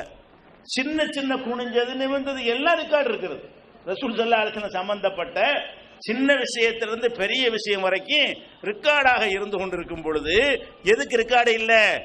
பேரப்புள்ள ஹசனுக்கு இத்தனாம் தேதி சுன்னத்து பண்ணாங்க, பேரப்புள்ள இது ஹுசைனுக்கு இந்த மாசம் சுன்னத்து பண்ண, இந்த கிழமை சுன்னத்து பண்ணாங்கன்னு ரெக்கார்டு இல்லை. ரெக்கார்டு இல்லைன்னா அதை எப்படி எடுத்துக்கிறது? பண்ணலன்னு எடுத்துக்கிறீங்களா? பண்ணினாங்க, ஆனால் யாருக்கும் தெரியாமல் பண்ணினார்கள். எதனால் சொல்லப்படலை என்று கேட்டா, சுன்னத்து பண்ணுவதற்காக வேண்டி ஊர் அழைக்கப்படவில்லை, உலகத்துக்கு சொல்லப்படவில்லை, அது மக்களுக்கு ஒரு ஃபங்க்ஷனாக ஆக்கப்படவே இல்லை. அது காதும் வைத்த மாதிரி அவங்களுக்கு வசதியான ஒரு நாளில் செய்த காரணத்தினால்தான் இத்தனாம் தேதி செஞ்சார்கள்ங்கிற ஒரு ரெக்கார்டு நமக்கு கிடைக்கல. சுன்னத்து பண்ணினாங்க, அதுதான் ஏன் பண்ணாங்கிறோம், பண்ண சொன்னதனால் பண்ணியிருப்பார்கள். சுன்னத்து பண்ணுங்க நமக்கு சொல்லி இருந்த காரணத்தினால, சொன்னதை தானே பின்பற்றக்கூடியவராக ரசூலுல்லாஹ் இருந்த காரணத்தினால அவங்க பேர பிள்ளை கண்டிப்பா சுன்னத்து பண்ணியிருப்பாங்க. எப்ப இல்ல, எந்த மாசம் இல்ல, எந்த தேதி இல்ல. அப்ப என்ன வழங்குது? இந்த சுன்னத்துங்கிற அந்த விருத்த சேதனத்தை ரகசியமா காதுங்காது வச்ச மாதிரி செஞ்சு முடிச்சிடணும் இருந்த ஒன்றை சுன்னத்து கல்யாணம் ஆக்கின அயோக்கியன் யார்? சுன்னத்து கல்யாணம் வச்சிங்க பார்த்தா 15 வயசு 2 ஆண்டு வாட்டா வசதி இல்லைங்கிறான். சுன்னத்து பண்றதுக்கு இதுக்கு வசதி எதுக்கு? ஏன் அப்படி ஆக்கினா? ஏன் நாங்கள்லாம் சின்னவர்களாக இருந்த நேரத்தில் எங்கள் ஊரில், இப்போ எங்கள் ஊரில் இருக்கான்னு தெரியல, சுன்னத்து கல்யாணத்துக்கு ட்ரெஸ் போடுவாங்க, ட்ரெஸ் எடுப்பாங்க. சுன்னத்து கல்யாணத்துக்கு ஆம்பளைக்கு நகையெல்லாம் போடுவானுங்க. சுன்னத்து கல்யாணம் பண்ணுறாளாம் மாப்பிள்ளை மாதிரி குதிரையை கூப்பிடுவாங்க, குதிரை மேலே உட்கார வச்சு, எனக்கெல்லாம் அப்படி தான் பண்ணாங்க, ஊர் ஊரை சுத்த வச்சு. அப்போ குதிரையில் ஏற்றி வச்சு தெரு பூரா சுத்த விட்டுருவாங்க, வீடுடா பால் தருவாங்க. எதுக்கு? சுன்னத்து பண்ண போகிறதுக்காக வேண்டி அதை ஒரு ஊரை அழைச்சி விருந்து கொடுத்து நிறைய செலவு பண்ணி, அப்போ சீரியல் லைட்டு போட்டு வாழை மரம் கட்டி தோரணம் கட்டி பலவிதமான செலவுகளில் அன்றைக்கு ஆயிரக்கணக்கில், இன்றைக்கு கணக்கு பண்ண லட்சக்கணக்கில் ஓடும். அப்போ ஆயிரக்கணக்கான ரூபாய்கள் செலவழித்து இந்த சுன்னத்து பண்ணி, அப்போ அப்படி ஃபங்க்ஷன் ஆக்கும்போது அஜரத்துக்கு காசு கொடுக்க முடியும். அவர் கேட்பார்ல, ஏமா வாழை மரத்துக்கெல்லாம் பண்ணணும் கொஞ்சம் பார்த்து செய்ய மாட்டியா கேட்பார்ல. அதுக்காக அவர் கண்டுக்கிற மாட்டார். நீங்க பாட்டு கச்சேரி வேணாலும் வச்சுக்க, நீங்க எவ்வளவு வேணாலும் வச்சுக்க, நமக்கு உள்ள கை மடக்க கொடு. அப்ப இந்த சுன்னத்து கல்யாணம்னு ஆக்கினான்னு அதை கண்டிச்சியா? அதுல போய் ஏன் சாப்பிட்ற? அதுல உனக்கு என்ன ரோல்? ஏன் பாத்தியாக்க போற? நபிகள் நாயம் காலத்தில் இப்படி பழக்கம் கிடையாது, யாருக்கு எப்ப சுன்னத்து பண்ணாங்கன்னு ரெக்கார்டே கிடையாது அப்படின்னு சொல்வதற்கு பதிலாக அதை போய் சம்பாத்தியத்துறை ஆக்கினார்களே. எதனால? குர்ஆன் அதிலிருந்து விடுபட்டு மதுஹப்னு ஆக்கிட்டோம்னு சொன்னா கேட்பாங்க, என்ன ஏன் அப்படி செய்றீங்க? அதெல்லாம் இருக்கு, மதுஹப்ல இருக்குது. யார் சொல்லி இருக்கிறா? மதுஹப் இமாம்கள்லாம் சொல்லி இருக்கிறாங்க. எந்த இமாம் சொல்லி இருக்கிறாங்க? பல்கினி புல்கினி ஏதாவது சொல்லி விட உங்களுக்கு தெரியாம போகுது. ரசூலுல்லாஹ்னு சொன்னா எடுத்து நம்பர்லாம் கேட்டுருவீங்க. ஏதாவது பேரை புர்ஹானுதீன் சொன்னாருங்க வேண்டியதான். ஏதாச்சும் ஒரு பேரை போட்டு அவர் சொன்னார் இவர் சொன்னார்னு சொல்லிட்டோம்னா பஞ்சாயத்து ஓவர் இப்படின்னு சொல்லி புரோஹிதம், இஸ்லாம் புரோஹிதத்தை ஒழிக்குது. எல்லாமே நேரவே அல்லாஹ்ட்ட கேட்கணும் இருக்கிறது. அப்ப சுன்னத்து பண்றாருந்தாலும் அவர் தான் வர்றேங்கிறார். அப்ப அந்த மாதிரியான காட்சியெல்லாம் பார்க்கணும். நாங்கெல்லாம் ஒரு காலத்தில் இந்த பேர் வைக்கலாம் போயிட்டு இருந்தாலும் தானே, போயிட்டு இருக்கும்போது ஒருத்தனை ஒரு பையனை கொண்டாந்து மடியில் வைக்கிறாங்க, பேர் வைக்கிறதுக்கு எஞ்சி ஓடி போயிட்டான். முன்பூட்டு காலத்து பேர் வைக்க வந்திருக்காங்க. ஒரு குழந்தைய பேர் வைக்க கொண்டாந்து எங்க மடியில் வைக்கிறான், அந்த பையன் எந்திரிச்சு ஓடி போயிட்டான். அப்ப ஓடி போயிட்டு என்ன அர்த்தம்? பிறந்தவன பேர் வைக்கலன்னு அர்த்தம். எப்ப ஓடுவான்? ஒரு 4-3 வயசு ஆனதான ஓடுவான். அப்ப 4 வயசு வரைக்கும் ஏன்டா பேர் வைக்கலன்னு கேட்டா காசு இல்லைங்கிறான். பேர் வைக்கிறதுடா காசு, பேர் வைக்கிறேன்னு ஒரு கல்யாணமா நினைச்சுக்கிட்டான். அப்ப பேரை வைக்கிறதுக்கு ஒரு கல்யாணம் மாதிரி ஃபங்க்ஷன் ஆக்கி சமுதாயத்துக்கு சுமையை சுமத்தி வட்டிக்கு வாங்கி கடனை வாங்கி இப்படிலாம் செய்யற அளவுக்கு ஆக்கிட்டார்களே. இதெல்லாம் செய்வதற்கு தான் இதை பண்ணிட்டார்கள். அதே மாதிரி கல்யாணம் பண்ண போறீங்க, இன்னும் சொல்ல போனா பொம்பளைக்கு வயசுக்கு வர்றாங்களே அதுக்கு ஃபங்க்ஷன் இப்ப ஆரம்பிச்சிருக்கானுவோ. முன்னாடிலாம் அது இல்லை. பொம்பளை வயசுக்கு வந்துட்டா விளங்காத பண்ணாண்ட அஜரத்துடைய வேலை என்ன? மார்க் அறிஞருடைய கடமை என்ன? ஏன்டா இப்படிலாம் பண்றீங்க? பிற மதத்தை காப்பி பண்ணி ஏன்டா அதை செய்யறீங்க? வயசுக்கு வந்தா அது ஒரு ஒரு உடல் ரீதியான ஒரு வளர்ச்சி, அவ்வளவுதான். பொம்பளை வயசுக்கு வர்ற மாதிரி ஆம்பளை தான் வயசுக்கு வர்றான். ஆம்பளை வயசுக்கு வர்றதுக்கு இந்த ஃபங்க்ஷன் தான் பண்றீங்களா? அவன் பருவம் அடைகிற மாதிரி இவங்க பருவம் அடைகிறாங்க. இல் வாழ்க்கைக்கு தகுதி அடைந்து விட்டார்கள். இவ்வளவுதானே மேட்ரு. இதுக்காக வேண்டி என்ன செய்யறான்னு கேட்டா, பூ புனித நீராட்டு விழான்னு சொல்லி வைத்துக் கொண்டு அதெல்லாம் எதுக்கு செய்யறாங்கன்னா, பிற மத மக்கள் கலெக்ஷன் பண்றதுக்கு செய்யறாங்க. என்ன கலெக்ஷனு? யாருக்காவது கல்யாணம் காட்சி நல்ல கட்டு செஞ்சிருப்பாங்க. செய்யறதெல்லாம் அன்பளிப்பா செய்யறது கிடையாது, திரும்பி வாங்குறதுக்கு செய்யறது. இஸ்லாத்துல அது கிடையாது. இஸ்லாத்துல கொடுத்த அன்பளிப்பை திருப்பி வாங்குறவன் வாந்தி எடுத்து விட்டு சாப்பிடுகிற நாயை போன்றவன் அப்படின்னு ரசூலுல்லாஹ் சொல்றாங்க. நபிகள் நாயகம் ஸல்லல்லாஹு அலைஹி சொல்றாங்க, அல் ஆயிது ஃபில் ஹிபத்தி கல் கல்பில்லதி யகீசும் யஊது. கொடுத்த அன்பளிப்பை திரும்ப வாங்குறவன் சாப்பிட்டதை கக்கி திரும்ப சாப்பிடுகிற நாயை போன்றவன் அப்படின்னு இருக்கிறதுனால, நம்ம ஒரு கல்யாணத்துக்கு ஒருத்தன் அன்பளிப்பு செஞ்சா என் வீட்டு கல்யாணத்துக்கு அவன் திருப்பி சென்று எதிர்பார்க்க கூடாது. அன்பளிப்புனா முடிஞ்சிருச்சு. உனக்கு வசதி இருந்தா செய்ய, அவனுக்கு வசதி இல்லாட்டி செய்ய மாட்டான். நான் செஞ்சேன் கூப்பிட்டு விட்டு வாங்க விடுவாங்க. வேற சமுதாயங்கள்ல எல்லாம் நோட் புக் போட்டு என்ன செய்வாங்க, எழுதுவாங்க. ஊர்ல உள்ள பக்கிஸ்தா விட்டு பிச்சைக்காரனை விட்டு என்ன செய்வாங்க, வாசல் நின்று கேட்டு விடுவாங்க. அவனை மொய்யல வரவில்லை, மொய்யின்றதுக்கு பேர். இந்த மாதிரியான ஒரு காரியத்துக்காக வேண்டி என்ன செய்யறாங்கன்னா, ஃபங்க்ஷன்களை அவங்க அதிகமாக வைப்பாங்க கலெக்ஷன் பண்றதுக்காக வேண்டி. ஒரு காது குத்துறானாலும் பயங்கரமா காசு வசூல் ஆயிரும். அப்போ பூ பெய்தலுக்கு ஆயிரும். இப்படி அது மாதிரி நிறைய காசு வர்றதுக்காக வேண்டி அவங்க செய்யறாங்க. அவங்க மதம் நமக்கு தேவையில்லை. நமக்கு செய்யலாமா? இஸ்லாத்துல ஒரு பெண்ணு வயசுக்கு வந்து விட்டால் அது காதும் வச்ச மாதிரி செஞ்சுட்டு போக வேண்டியதானே. இப்ப நபிகள் நாயகம் ஸல்லல்லாஹு அலைஹி 4 பொம்பளை பிள்ளை இருந்துச்சுல, ஒவ்வொரு பொம்பளை பிள்ளையும் வயசுக்கு வந்த டேட்டை சொல்லி பார்ப்போம். எந்த அஜெண்டா சொல்லி பார்ப்போம். எவனாலையும் சொல்ல இயலாது, எந்த கித்தாபுலையும் இதை பார்க்க இயலாது. ஏன் பார்க்க இயல? என் வயசுக்கு வரலையா? அப்ப கித்தாபுல இல்லைங்கிறதுனால வயசுக்கு வரலன்னு சொல்லுவீங்களா? வயசுக்கு ரம்மைய பிள்ளையெல்லாம் பார்த்தாங்க, வயசுக்கு வந்தாங்க, ரெக்கார்டு இல்லை. என்ன அர்த்தம்? இதை வெளிப்படுத்தல. நபிகள் நாயகம் ஸல்லல்லாஹு அலைஹி வஸல்லம் காலத்துல குழந்தைகள், பெண் குழந்தைகள் வயசுக்கு வந்தார்களே, ஆனால் அந்த புரிய வச்சு நீ மெச்சூர் ஆயிட்ட, ஒரு தகுதி உள்ள நிலைக்கு வந்துட்ட அப்படின்னு சொல்வதற்கு அதை பயன்படுத்திக்கலாமே தவிர, அதுக்காக வேண்டி ஒரு ஃபங்க்ஷன் விழா நடத்துறீங்க. ஏழை பாலையெல்லாம் பாதிக்கப்படுறான். அந்த சமுதாயம் வேற சமுதாய மக்கள் மொய்ங்கிற லாபமாச்சும் கிடைச்சி போயிருது. நம்மள்ட்ட அதுவும் கிடையாது. இஸ்லாத்தில் அதுவும் கிடையாது. உனக்கு அந்த வேலை எதுக்கான இந்த பூ பண்ணி நீராட்டு விழான்னு வச்சு சரி அப்படிலாம் செய்றீங்கல்ல, அஜயத்தை போய் கூப்பிடுறீங்கல்ல, அவர் என்ன செஞ்சிருக்கணும்? என்னங்கடா இது இந்த மாதிரி அநியாயம் பண்ண கேட்கணுமா இல்லையா? ஏன்டா இந்த மாதிரி அநியாயம் பண்றீங்க? இப்படி ரசூல்லா காலத்தில் இல்லையாடா? 4 பொம்பளை புள்ள வயசுக்கு ரெக்கார்டே கிடையாது, ஏன்டா இப்படி அநியாயம் பண்றீங்க? விட்டு தொலைங்கிறான்னு சொல்லாம சுப்பா மாட்டு வந்துடுறாரு, தலப்பா கட்டிட்டு அல்பாத்தியாங்கிறாரு. அதுக்கு தண்ணி ஊத்துறதுக்கு அஜர்த்து என்ன செய்யறாரு? அல்பாத்தியாங்கிறாரு. அல்பாத்தியான்னு சொன்னா காசு. அப்ப நீ காசு கொடுத்தாயானால் நான் என்ன வேணாலும் செய்வேன். இது என்ன மார்க்கம்? இது முகமது ரசூலுல்லாஹ்வுடைய மரியாதை உழவுதானா? முகமது அல்லாஹ்வுடைய தூதர். இங்க அவங்க தன்னுடைய 4 பிள்ளைகளுக்கு செய்யாத ஒன்றை நீங்க மார்க்கத்தின் பேர்ல செய்றீங்க. அவங்க பேர பிள்ளைக்கு செய்யாத ஒன்றை நீங்க மார்க்கத்தின் பேர்ல செய்றீங்க. மார்க்கத்தின் பெயரால் இஷ்டத்துக்கு விட்டு அடிப்பதற்கும் சம்பாதிப்பதற்காக வேண்டியும் வாயில் வந்ததையெல்லாம் இந்த மதகுருமார்கள் சொல்வதற்கு கண்டுபிடித்த கருவிதான் மதுஹப். மதுஹப்னா என்ன? குர்ஆனை பார்க்காதுன்னு அர்த்தம். மதுஹப்னா என்ன அர்த்தம்? குர்ஆனை பாத்துறாத. மதுஹப்னா என்ன அர்த்தம்? ஹதீஸை பாத்துறாத. நான் சொல்றதை கேளு. கல்யாணம் பண்றீங்க, கல்யாணம் பண்ண என்ன செய்யணும்? மார்க்கத்தில் என்ன கல்யாணம் பண்றது? திருமணம் பண்ணுவதாக இருந்தால் ஒரு பெண்ணு மாப்பிள்ளை, பெண்ணை பெற்றவங்க மாப்பிள்ளையை பெற்றவங்க, இதுதான், அவ்வளவுதான் தேவை. 2 சாட்சி, மகரு, இவ்வளவுதான் கல்யாணங்கிறது. என்னுடைய மகளை உனக்கு நான் அவள் சம்மதத்தோடு உனக்கு திருமணம் செய்து தருகிறேன், ஒப்புக்கொள்கிறாயா அப்படின்னு பொண்ணை பெற்றவர் கேட்கலாம். மாப்பிள்ளை ஒப்புக்கொள்றேன் பாரு, 2 பேரும் அதுக்கு சாட்சியா இருப்பாங்களா? முடிஞ்சு கல்யாணம். இவ்வளவுதான். அதில் மாப்பிள்ளை கூட கேட்கலாம், உங்களுடைய மகளை எனக்கு கல்யாணம் பண்ணி தர்றீங்களா? அவங்க கேட்க ஒரு ஒப்பந்தம் தானே. ஒப்பந்தங்கிறது விற்கிற ஆளுன்னு சொல்லலாம், வாங்குற ஆளுன்னு சொல்லலாம். இதை நான் விற்க போறேன், இதை நான் 100 ரூபாய்க்கு விற்கிறேன், வாங்கிக்கலான்னு கேட்கலாம். அல்ல நீங்க என்ன செய்யலாம்? உங்க கையில் இருக்கிற கரைச்சி 100 ரூபாய்க்கு தரீங்களான்னு கேட்கலாம். 2 பேரும் ஒத்துக்கிட்டோம்னா முடிஞ்சு வச்சுக்காத. இவரும் சொல்லலாம், அவரும் சொல்லலாம். என் மகளை உனக்கு கல்யாணம் பண்ணி தர்றேன்னு சொல்லலாம், அல்லது உன் மகளை என்ன கல்யாணம் பண்ணி தர்றியான்னு சொல்லலாம். ஏதோ ஒருத்தர் சொல்ல, ஒருத்தர் ஓகே, ஒருத்தர் ஆமான்னு சொல்லிட்டாருன்னு சொன்னா ஒப்பந்தம் நிறைவேறிவிட்டது. இஸ்லாத்தில் திருமணம் என்பது வாழ்க்கை ஒப்பந்தம், அக்ரிமெண்ட். அந்த அக்ரிமெண்ட் நாளைக்கு மறுத்தரக்கூடாது என்பதற்காக வேண்டி 2 சாட்சிகள். பெண்ணுக்கு மகர் என்ற ஒரு தொகையை கொடுக்க வேண்டும். மகருங்கிற ஒரு தொகையை கொடுத்து திருமணத்தின் மூலமாக அதிக பாதிப்பு பெண்களுக்கு தான், ஆம்பளைக்கு பாதிப்பு இல்லை.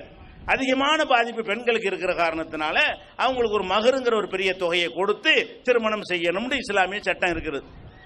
இதன்படி தான் இந்த கல்யாணம் நடக்குதா? இந்த கல்யாணத்தில் நடக்கிற இவ்வளவு அனாச்சாரங்கள்ல இந்த மார்க்க அறிஞர்கள் கலந்து கொள்ளாத ஒரு திருமணம் இருக்குதா? திருமணம்டா இப்படி செய்யறதுக்கு பதிலா எவ்வளவு பெரிய வீணான அநியாயம்லாம் செய்யறான்னு பாருங்க. ஒரு கல்யாணத்துக்கு பத்திரிக்கை அடிக்கிறான். கல்யாணம்னா என்ன செய்யறான்? பத்திரிக்கை அடிக்கிறான். அந்த பத்திரிக்கையை ஒரு 3 நாளைக்கு சாப்பிடலாம், அவ்வளோ ரூபா. பத்திரிக்கைக்கு உள்ள கார்டுடைய ரேட் எவ்வளோன்னு பார்த்தா 150 ரூபா வருது ஒரு கார்டு. அப்படி அடிக்கிறாங்க பத்திரிக்கை கார்டு. இந்த திருமண அழைப்புதல் கொண்டு அடிக்கிறேன். இந்த இவ்வளவு ரூபா செலவு பண்றியடா, எதுக்குடா பண்ற? நீ கொண்டே கொடுத்தா கூட என்ன செய்வான் தெரியுமா? ஒரு ஆள்கிட்ட போய் கொடுக்குறோன்னு வைங்களேன், இந்தாங்க கல்யாண பத்திரிக்கை வாங்கி வச்சுக்கிட்டு எப்போ கல்யாணம், அதில் இருக்க எல்லாமே நம்மள்கிட்ட எப்போ கல்யாணம், யாரு பொண்ணு, எந்த மண்டபம், எப்போ சோறு போடுவீங்க, முட்டையும் கேட்குறான். அப்போ இது பேப்பருக்கு என்ன அர்த்தம்? நீ தான் கொடுத்துருக்கலாம் இருக்கத்தானே செய்ததில். இதை கொண்டே கொடுக்கும் போது அதை படித்து அவன் தெரிஞ்சுக்கிறது கிடையாது. அப்போ இந்த ஒன்றுமில்லாத வாயினால போய் சொல்லிட்டு தொலையலாம். அதுக்கு பதிலாக என்ன செய்யறான்னு கேட்டால் கல்யாண பத்திரிக்கைக்காக வேண்டி அவ்வளோ பெரிய செலவு பண்ணுறான். வறுமையில் இருக்கிற ஒரு சமுதாயம், நம்மளை மாதிரி வறுமையில் கோட்டில் கீழே இருக்கிற சமுதாயம் யாருமே கிடையாது. நம்ம களை நோட்டு அடிக்கிற சமுதாயம் கிடையாது. இங்கே எதை பனியன் கம்பெனியில் போய் அற்பமான கூலிக்கு வேலை செய்கிறோம், ஷூ கம்பெனியில் போய் அற்பமான கூலிக்கு வேலை செய்வான், இல்லாட்டி பீடி கம்பெனியில் வேலை செய்வான், ஒரு வேலையும் கிடைக்காட்டு அரபு நாட்டில் போய் ஒட்டகம் வச்சுட்டு இருப்பான். இதுதான் நம்முடைய வருமானம். அப்போ குறைந்த அளவு கஷ்டப்பட்டு சம்பாதிக்கிற ஒரு சமுதாயம் ஒரு கல்யாண பத்திரிக்கைக்கு 150 ரூபா செலவு பண்ணான்னு சொன்னால் ஒரு 1000 பத்திரிக்கை 500 பத்திரிக்கை அடித்தா அது எவ்வளோ நல்ல காரியத்தை பயன்படுத்தலாம், எவ்வளோ பயனுள்ள காரியம் செய்யலாம். அது அந்த மாதிரியா செலவு பண்ணும் பொழுது இந்த அஜர்த்தை என்ன செய்கிறாரு? அதுக்கு உடந்தையாரு கண்டிக்க மாட்டேங்கிறாரு.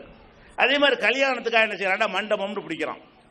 கல்யாணத்துக்காக வேண்டி பெருமாண்டமான ஒரு மண்டபத்தை பிடிச்சி என்னுடைய கல்யாணங்கிறது நபிகள் நாயகம் சொல்றாங்க, குறைஞ்ச செலவில் நடத்துகிற திருமணம் தான் அல்லாஹ்வுடைய அருள் கிடைக்கிற திருமணம்.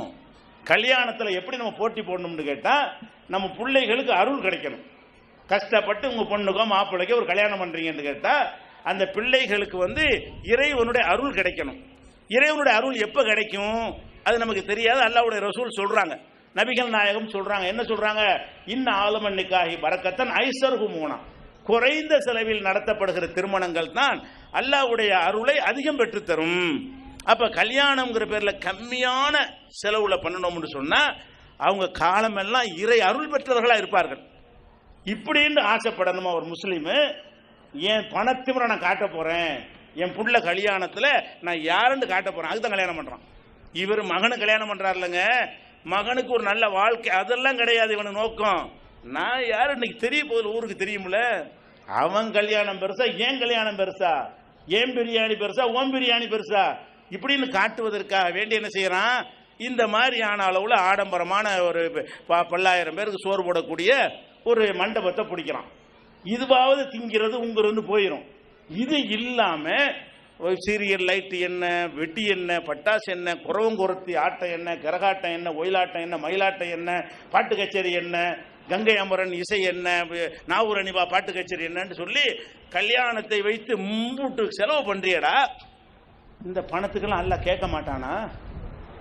நீ இந்த பணத்தெல்லாம் இன்னும் எப்படி எதனால செய்யறான்? எவனோ ஒரு பண திமிரு பிடிச்சவன் செஞ்சிருப்பான்ல, அதை காப்பி அடிச்சு சோத்துக்கு பிச்சை எடுக்கிறவன் செய்யறான். இதை அடுத்த வேலைக்கு சோத்துக்கு வழி இல்லை, கடன் வாங்கி பிச்சை வாங்கி வட்டி பள்ளிவாசல் போய் கொமராளி வந்திருக்கேன்னு சொல்லி வசூல் பண்ணிட்டு இந்த காரியத்தை செய்யறான். இப்ப எவ்வளவு பெரிய அநியாயம் நடந்து கொண்டிருக்கிறது. அப்ப ஏழை குமர்கள் எவ்வளவு பாதிக்கப்படுறாங்க. திருமணம் லேசானா தான் விபச்சாரம் கஷ்டமாயிரும். எந்த சமுதாயத்தில் திருமணம் கஷ்டமாகி விட்டதோ அங்கே விபச்சாரம் லேசாகி போய்விடும். சமுதாயம் திருமணம் லேசா நடக்குதா இருக்குன்னு திருமணத்திற்கு பிறந்திலிருந்து பட்ஜெட் போடுற ஒரு பொம்பளை பிள்ளை பிறந்துச்சுன்னு சொன்னா அன்னையிலிருந்து பட்ஜெட் போட்டு சேமிச்சா தான் அது கல்யாணம் பண்ண முடியும். அப்படி ஆக்கி வச்சுட்டாங்க. ஒரு பெண் குழந்தை பிறந்தால் இன்னைக்கு நினைச்சா நாளைக்கு பண்ணணும் கல்யாணம். இந்த மாதிரி நடத்தணும் என்று இந்த மார்க்க அறிஞர்கள் இஸ்லாத்தை சொல்லி தந்தார்களா? எல்லாம் அடுத்தவனை காப்பி அடிச்சு பெண்கள்கிட்ட கூடுன்னு சொன்னா வரதட்சணை வாங்குறான். அந்த சாப்பாடை போய் சாப்பிட்றான். ஆடல் பாடல் கூத்துலாம் பண்றீங்க, நான் இதுக்கு வரமாட்டேன், இந்த திருமணத்திற்கு நான் கலந்து கொள்ள மாட்டேன்னு சொல்லியிருக்கிறானா? அங்கேயுமே பாத்தியா. இந்த திருமணத்தில் எத்தனை வகை பாத்தியான்னு திருமணத்திற்கு ஒரு பாத்தியா தனியாக ஓதுவாங்க. அது இல்லாம மாப்பிள்ளைய கொண்டு வைப்பாங்கல்ல, மாப்பிள்ளைக்கு ட்ரெஸ் எல்லாம் போட்டோன்னே தொப்பி ஏற்றிக்கு தலையில் வைப்பாங்க. தொப்பி வச்சுட்டு போக வேண்டியது, தொப்பி மார்க்கத்தில் இல்லை, சரி வைக்கல வச்சுட்டு போ, வைக்க வேண்டியது தானே. இதுங்க அசர்த்து வரட்டும், எதுக்குள்ள அசர்த்து வரட்டும்? தொப்பி எதுக்கு வைக்கும்? அல் பாத்தியான்னு சொன்னு தொப்பி வைக்கணும், தொப்பிக்கு பாத்தியா. அப்ப அல் பாத்தியான்னு சொன்னோன்னு தொப்பி எதுக்கு தலையில மாட்டணும், இதுக்கு ஒரு தனியா காசு வாங்கிடுவாங்க. அதுக்கப்புறம் கல்யாணத்துக்கு பந்த கால் விடுறாங்களா, பந்த காலை ஊண்டும் போது அசர்த்து வாங்க. எதுக்குடா, நீ கொத்தனார் வேலை பார்க்க போறியா, பந்த கால் தானே கொண்டு போற, அல் பாத்தியா சொல்ல வர்றாரு. அங்க இருந்து அல் பாத்தியான கூட அதுக்கு கம்ப ஊண்டுறாங்க, பந்த காலை நட்டுறாங்க. அதுக்கப்புறம் ஒரு 3 கல்லை வச்சு அடுப்பு கூட்டுறாங்களா, அஜர்த்து வாங்க. எதுக்கு? அல் பாத்தியா. இது சட்டியத்துக்கு அடுப்பில் வைக்கிறதுக்கு. அப்போ சோறாக்குறதுக்கு பாத்தியா, தொப்பி வச்சா பாத்தியா, பந்த காலுக்கு பாத்தியா, மாலையத்துக்கு சிலாத்துல இல்லாத மாலையத்தை கழுத்துல போடுவாங்க, அதுக்கு அல் பாத்தியா. இப்படின்னு சொல்லி எதுக்கு எடுத்தாலும் அல் பாத்தியா அல் பாத்தியான்னு சொல்லி வரதட்சணை வாங்கி கொடுக்குறான்னு நல்லா தெரியும். ஜமாத்தார்கள் ரெக்கார்டு பண்ணி கொடுக்குறாங்க பல ஊர்களில். பதிவேட்டில், திருமண பதிவேட்டில் இன்னும் பெண்ணிடத்து இவ்வளவு ரூபாய் வரதட்சணையா பெற்றுக்கொண்டு கல்யாணம் பண்றேன்னு எழுதி வைக்கிறான், வாசிக்கிறான். முத்தவள்ளி அப்படியே வரதட்சணை வாங்கி இப்படி கொடுக்குறாரு. யார்கிட்ட? பொண்ணு வீட்டார்ட்ட வாங்கி மாப்பிள்ளை வீட்டுக்கு அப்பன்ட்ட கொடுக்குறாரு, அவன் கையேந்தி வாங்குறான். அதுக்கு அஜர்த்து சாட்சியா இருக்கிறாரு. சில நேரத்தில் அஜர்த்து நீங்களும் ஒரு கையை பிடிங்கிறாங்க, அவரும் சேர்ந்து பிடிச்சி எடுத்து கொடுக்குறாரு. இதை இந்த வரதட்சணை பொருளை அஜர்த்தும் தன் கையால் வாங்கி என்ன செய்யறாரு, இந்த கொடுமையை அவ செஞ்சு மாப்பிள்ளை வீட்டுக்காரன் கொடுக்குறாரு. இதுதான் நீங்க படிச்ச மார்க்கமா? இப்படிதான் குர்ஆன்ல இருக்குதா? இதுதான் ஹதீஸ்ல இருக்குதா? இதற்கெல்லாம் கொந்தளிச்சு இருந்தா இந்த ஏழை குமர்கள் தேங்கி கிடக்குமா? அப்ப வரதட்சணை இல்லாத எளிமையான சிக்கனமான விதத்துகள் இல்லாத ஒரு திருமணம் நடத்தணும்னு சொன்னா அதை செய்வதற்கு பதிலாக அதுல வகை வகையா ரூபா வாங்கிட்டு போற ஊருக்கு ஜமாத்துக்கு காசு கொடுப்பாங்க, 5000 ரூபா 3000 ரூபான்னு சொல்லி. அந்த ஜமாத்து கொடுக்குற காசுல என்ன இருந்தா ஜிபருக்கு 500 ரூபா போயிடும் அஜரத்துக்கு. ஜமாத்துக்குன்னு போகும்போது ஜமாத்தார்கள் 3000 ரூபா வாங்கிட்டு இந்தாங்க அசரத்து உங்க பங்கு. எதுக்கு? இம்புட்டு அக்கிரமத்தையும் பார்த்துக்கிட்டு ஆமா போட்டியில் அதுக்கு தீமையை கண்டா தடுக்கணும் இருக்குது. மர்ரா மின்கும் முன்கரன் பள்ளி கையுறுகு எதி, உங்கள தீமையான காரியம் நடக்க கண்டால் உங்களுடைய கைகளால் தடுங்கள். இப்போ இல்லம் எஸ்தீபில் இசானிக்கு முடியாவிட்டால் நாவால் தடுங்கள். இப்போ இல்லம் எஸ்தீபி கல்விக்கு, அதுக்கு முடியலடா மனசால வெறுத்து விடுங்கள் இருக்கிறது. நீ அதில் உட்காந்துட்டு அல்பாத்தியாங்கிற, ஆமீன் சொல்ற, காசு வாங்கிட்டு வர்ற, கைமடக்கு வாங்குற, என்னங்கிற? அப்போ இதெல்லாம் வந்து இந்த இன்னும் சொல்ல போனால் பல ஊர்களில் அஜர்த்துமார்களுக்கு வரதட்சணை தனி ரேட்டே இருக்குது. வரதட்சணை ஒழிக்கிற ஒரு பக்கம் இருக்கட்டும், படித்தவனுக்கு 10 லட்சம் ரூபா, அஜர்த்துக்கு 3 லட்சம் ரூபான்னு ரேட்டை போட்டு வச்சுக்கிறாங்க. வரதட்சணை அஜர்த்துக்கு ரேட்டு போடுறாங்க. என்ன மாதிரி ஆயிடுச்சுன்னு பாருங்களேன். வரதட்சணை எந்த அளவுக்கு வியாபித்து இருக்கிறது. இந்த ஜமாத்து வந்த பிறகு இந்த முஸ்லிமத்தில் ஒளிஞ்சிருக்குது, குறைஞ்சிருக்குது. தௌஹீத் ஜமாத்து வந்த பிறகு பேர்ச்சம்பளத்தில் கல்யாணம் பண்ணக்கூடிய ஜமாத் இப்போதானே உருவாகி இருக்கிறது. வீட்டில் வச்சு கல்யாணம் பண்ணுறான், பள்ளியாசல் வச்சு கல்யாணம் பண்ணுறான். நீ 1000 ரூபாயில் பண்ண, நான் 500 ரூபாயில் பண்ணுவேன்னு சொல்கிறான். இன்னும் அந்த மாதிரியான கல்யாணங்கள்லாம் இப்போ தௌஹீத் ஜமாத் வந்த பிறகு வந்து வித்தியாசத்தை நீங்கள் மக்கள் விளங்கணும். இவர்கள் பின்னாடி மதுஹப் என்று சொல்லி அவர்கள் சுரண்டுவதற்காக உங்களை ஏமாத்துகிறார்கள். அவர்கள் பின்னாடி நீங்கள் போனால் அவர்கள்ட்ட இறையச்சம் கிடையாது, மார்க்கம் கிடையாது. இன்னும் சொல்ல போனால் நாங்கள் அங்கிருந்து வந்த ஆளுக்கு தான், வானத்திலிருந்து குதிக்கல. நாங்களும் இந்த பாத்தியா கத்தமெல்லாம் ஓதுன ஆளுக்கு தான், அந்த மதரசாவில் தான் ஓதுவோம். எப்படி ஓதுவோம்னு கேட்டால் அஜர்த்திட்ட உட்காந்து பாடம் படிச்சுட்டு இருப்போம். அதற்கு ஓய்வு தந்துட்டு இருப்பாரா கூத்தாநல்லூருங்கிற ஊரில். அந்த ஊரில் என்ன செய்வாங்கன்னா, யாராவது செத்து போயிட்டாங்கன்னு சொன்னால் பள்ளி வாசலில் சங்கு அடிப்பாங்க, சங்கு ஊதுவாங்க. சங்கு ஊதுனா ஒரு ஆள் இறந்துட்டார்னு அர்த்தம். யார் இறந்துட்டா அப்படி பார்த்தோம்னா பள்ளி வாசலில் போர்டு எழுதி வச்சுருப்பாங்க, இந்த தெருவை சேர்ந்த இன்னாருடைய மனைவி இன்னார் மூத்தா போயிட்டாங்க, அல்ல இன்னாருடைய மகன் மூத்தா போயிட்டாங்க எழுதி வச்சுருப்பாங்க. அதை போய் மக்கள் அறிஞ்சிக்கிறதுக்காக வேண்டி பள்ளிவாசலில் ஒரு சங்கு ஒன்று வச்சுருப்பாங்க. சங்கு அடித்த உடனே ஒரு ஆள் மூத்தா போயிட்டார்னு ஊரில் உள்ள மக்கள்லாம் விளங்கிடுவாங்க. அப்போ நாங்கள் என்ன செய்வோம், அஜர்த்து முன்னாடி நின்று சங்கு சத்தம் கேட்டோம், அல்ஹம்துலில்லாஹ். ஒருத்தன் மரணிக்கிற செய்தியை கேட்டால் என்ன செய்யணும், இன்னால் இல்லாஹி வ இன்னா இலைஹி ராஜிஊன் நாங்கள் சொல்லணுமா இல்லையா? அப்படி சொல்றதுக்கு பதிலாக நாங்கள் என்ன செய்வோம்னு கேட்டால், எங்களுக்கு கற்றுத்தந்த அஜர்த்து இருப்பார், அவற்றை நாங்கள் பாடம் படிச்சுக்கிட்டு இருப்போம். அவருக்கு முன்னாடி உட்கார்ந்து கொண்டு நாங்கள் சொல்லுவோம் அல்ஹம்துலில்லாஹ். அஜர்த்து என்ன செய்வாரு, கோவப்படுவாருங்கிறீங்களா? என்ன மறைக்க நல்ல வேட்டையா அப்படிம்பாரு அஜர்த்தம். சேர்ந்துக்கிட்டு ஒருத்தன் செத்தாண்டு வைங்க, அத்தனை வருமானம், செத்ததுக்கு ஒரு வருமானம், ஜனதாத்துக்கு வருமானம், மூணாம் பாத்தியா வருமானம், 7 வருமானம். ஒரு ஆள் மூத்தானா அவனை வச்சு ஒரு 25 நாளைக்கு ஒரு வருஷத்துல சம்பாத்தியம் வந்துடுது. அப்ப களிமா ஷஹாதா இன்னும் 2 ஷஹாதாங்க அந்த மாதிரி வந்துடும். களிமா ஷஹாதான்னு அர்த்தம், இன்னும் 2 ஷஹாதாமாக்கி பின்னாடி. அப்ப இந்த மாதிரியான முறையில வந்து நாங்கள் அப்படித்தான் படிச்சிருக்கிறோம். நீங்கள் அப்படித்தான் தயாரிக்கப்பட்டீங்க. இந்த அஜர்த்துமார்கள் சொல்றாங்களே, எங்களை மாதிரி தான் இவர்களும் தயாரிக்கப்பட்டார்கள். ஒரு இரையச்சம் உடையவர்களாக, நம்ம அல்லாவுக்கு பயந்தவர்களாக, மக்கள் இறந்துட்டாங்கன்னு கவலைப்படக்கூடியவர்களாக எல்லாம் நாங்கள் தயாரிக்கப்படவே இல்லை. எங்கள் அஜர்த்துமார்கள் அந்த மாதிரி இருந்தார்கள், நாங்களும் அப்படித்தான் இருந்தோம். ஓதுறதுக்கு போவோம், குரான் ஓத போவோம். குரான் என்ன செய்வாங்கன்னா, தஞ்சாவூர் ஜில்லா பக்கம் போனீங்கன்னா முழு குரான் இருக்காதுங்க. அதை ஒவ்வொரு ஜுசுவா துண்டு துண்டா வெட்டி 30 துண்டா வச்சிருப்பாங்க. அலிஃபுலாமியும் செய்யக்கூழு அப்படின்னு சொல்லி தில்கர் சொல்லுன்னு சொல்லி 30 பாகமாக வச்சிருப்பாங்க.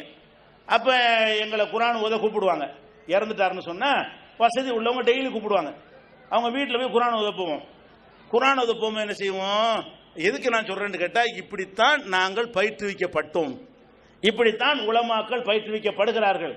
அந்த என்ன செய்வோம், உட்காந்துக்கிட்டு பக்கத்தில் ஓதுருமா குரான் எடுத்துக்கிட்டு ஓதல மாட்டோம். என்னடா சின்ன குடும்பம் தெரியுது, ஒன்றும் எவ்வளோ தருவாங்க தெரியல, ஏதாவது இப்படி பேசிக்கிறோம்.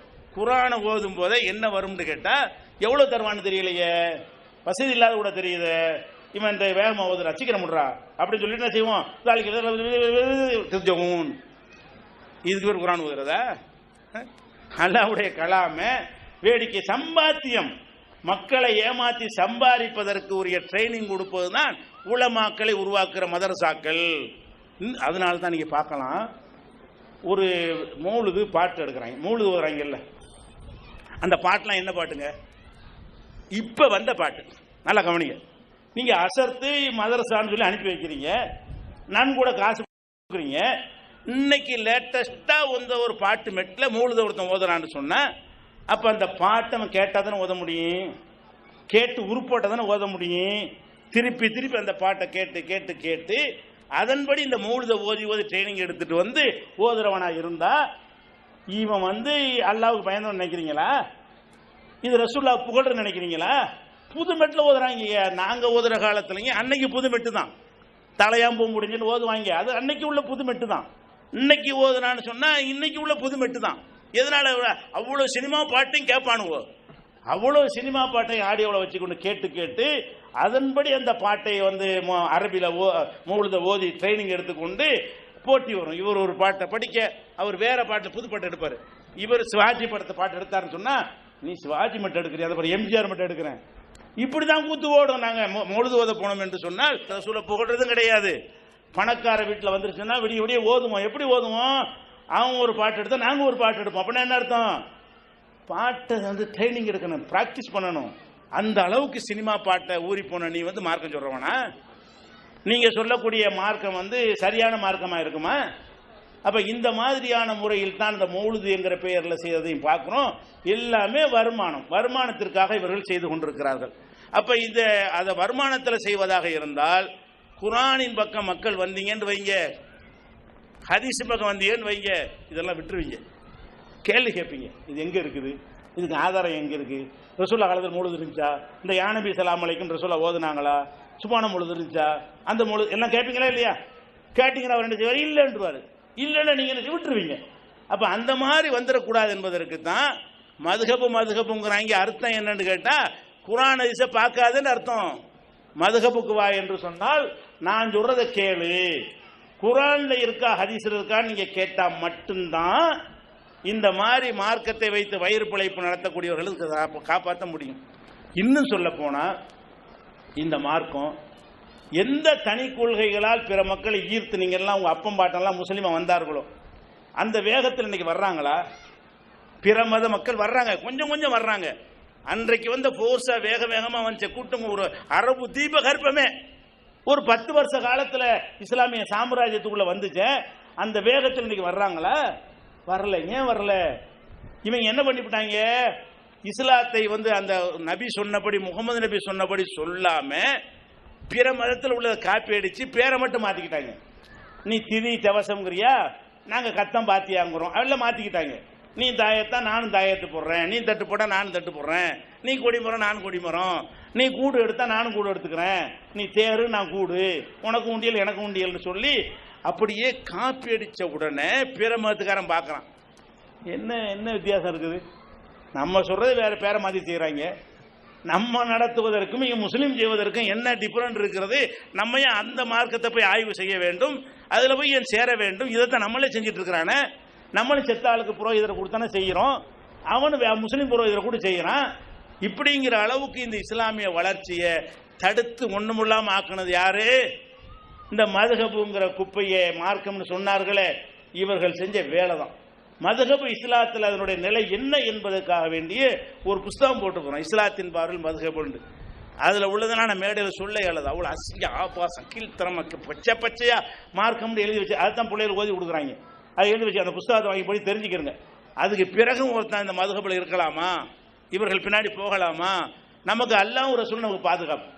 அல்லாஹ் ரசூல் படி நம்ம கேட்டோம் என்று சொன்னால் துன்யாவுக்கு பாதுகாப்பு, தீனுக்கு பாதுகாப்பு, பகுத்தறிவோடு இருக்கலாம், சுயமரியாதைக்கு பாதுகாப்பு, கண்டவன் காலில் விழுந்து கும்பிட வேண்டிய தேவை இருக்காது, பணத்தை வணங்க வேண்டி இருக்காது, செத்து போனவனையெல்லாம் கடவுளாக்குற தன்மை இருக்காது, பார்க்கிறவர்கள்லாம் பெருமாண்டமான அற்புதமான மார்க்கம் நினைக்கக்கூடியதாக இருக்கும், நம்மளை பார்த்தே மற்றவர்கள்லாம் இஸ்லாத்தை நோக்கி கூட்டம் கூட்டமாக வரக்கூடியதாக இருக்கும். இதை உணர்ந்து நடக்கக்கூடிய நன்மக்களாக அல்லாஹ் ரப்புல் ஆலமீன் உங்களையும் எங்களையும் ஆக்கி அருள் புரிவானாக. வாஹிர் தாவானா அல்ஹம்துலில்லாஹி ரப்பில் ஆலமீன். அஸ்ஸலாமு அலைக்கும்.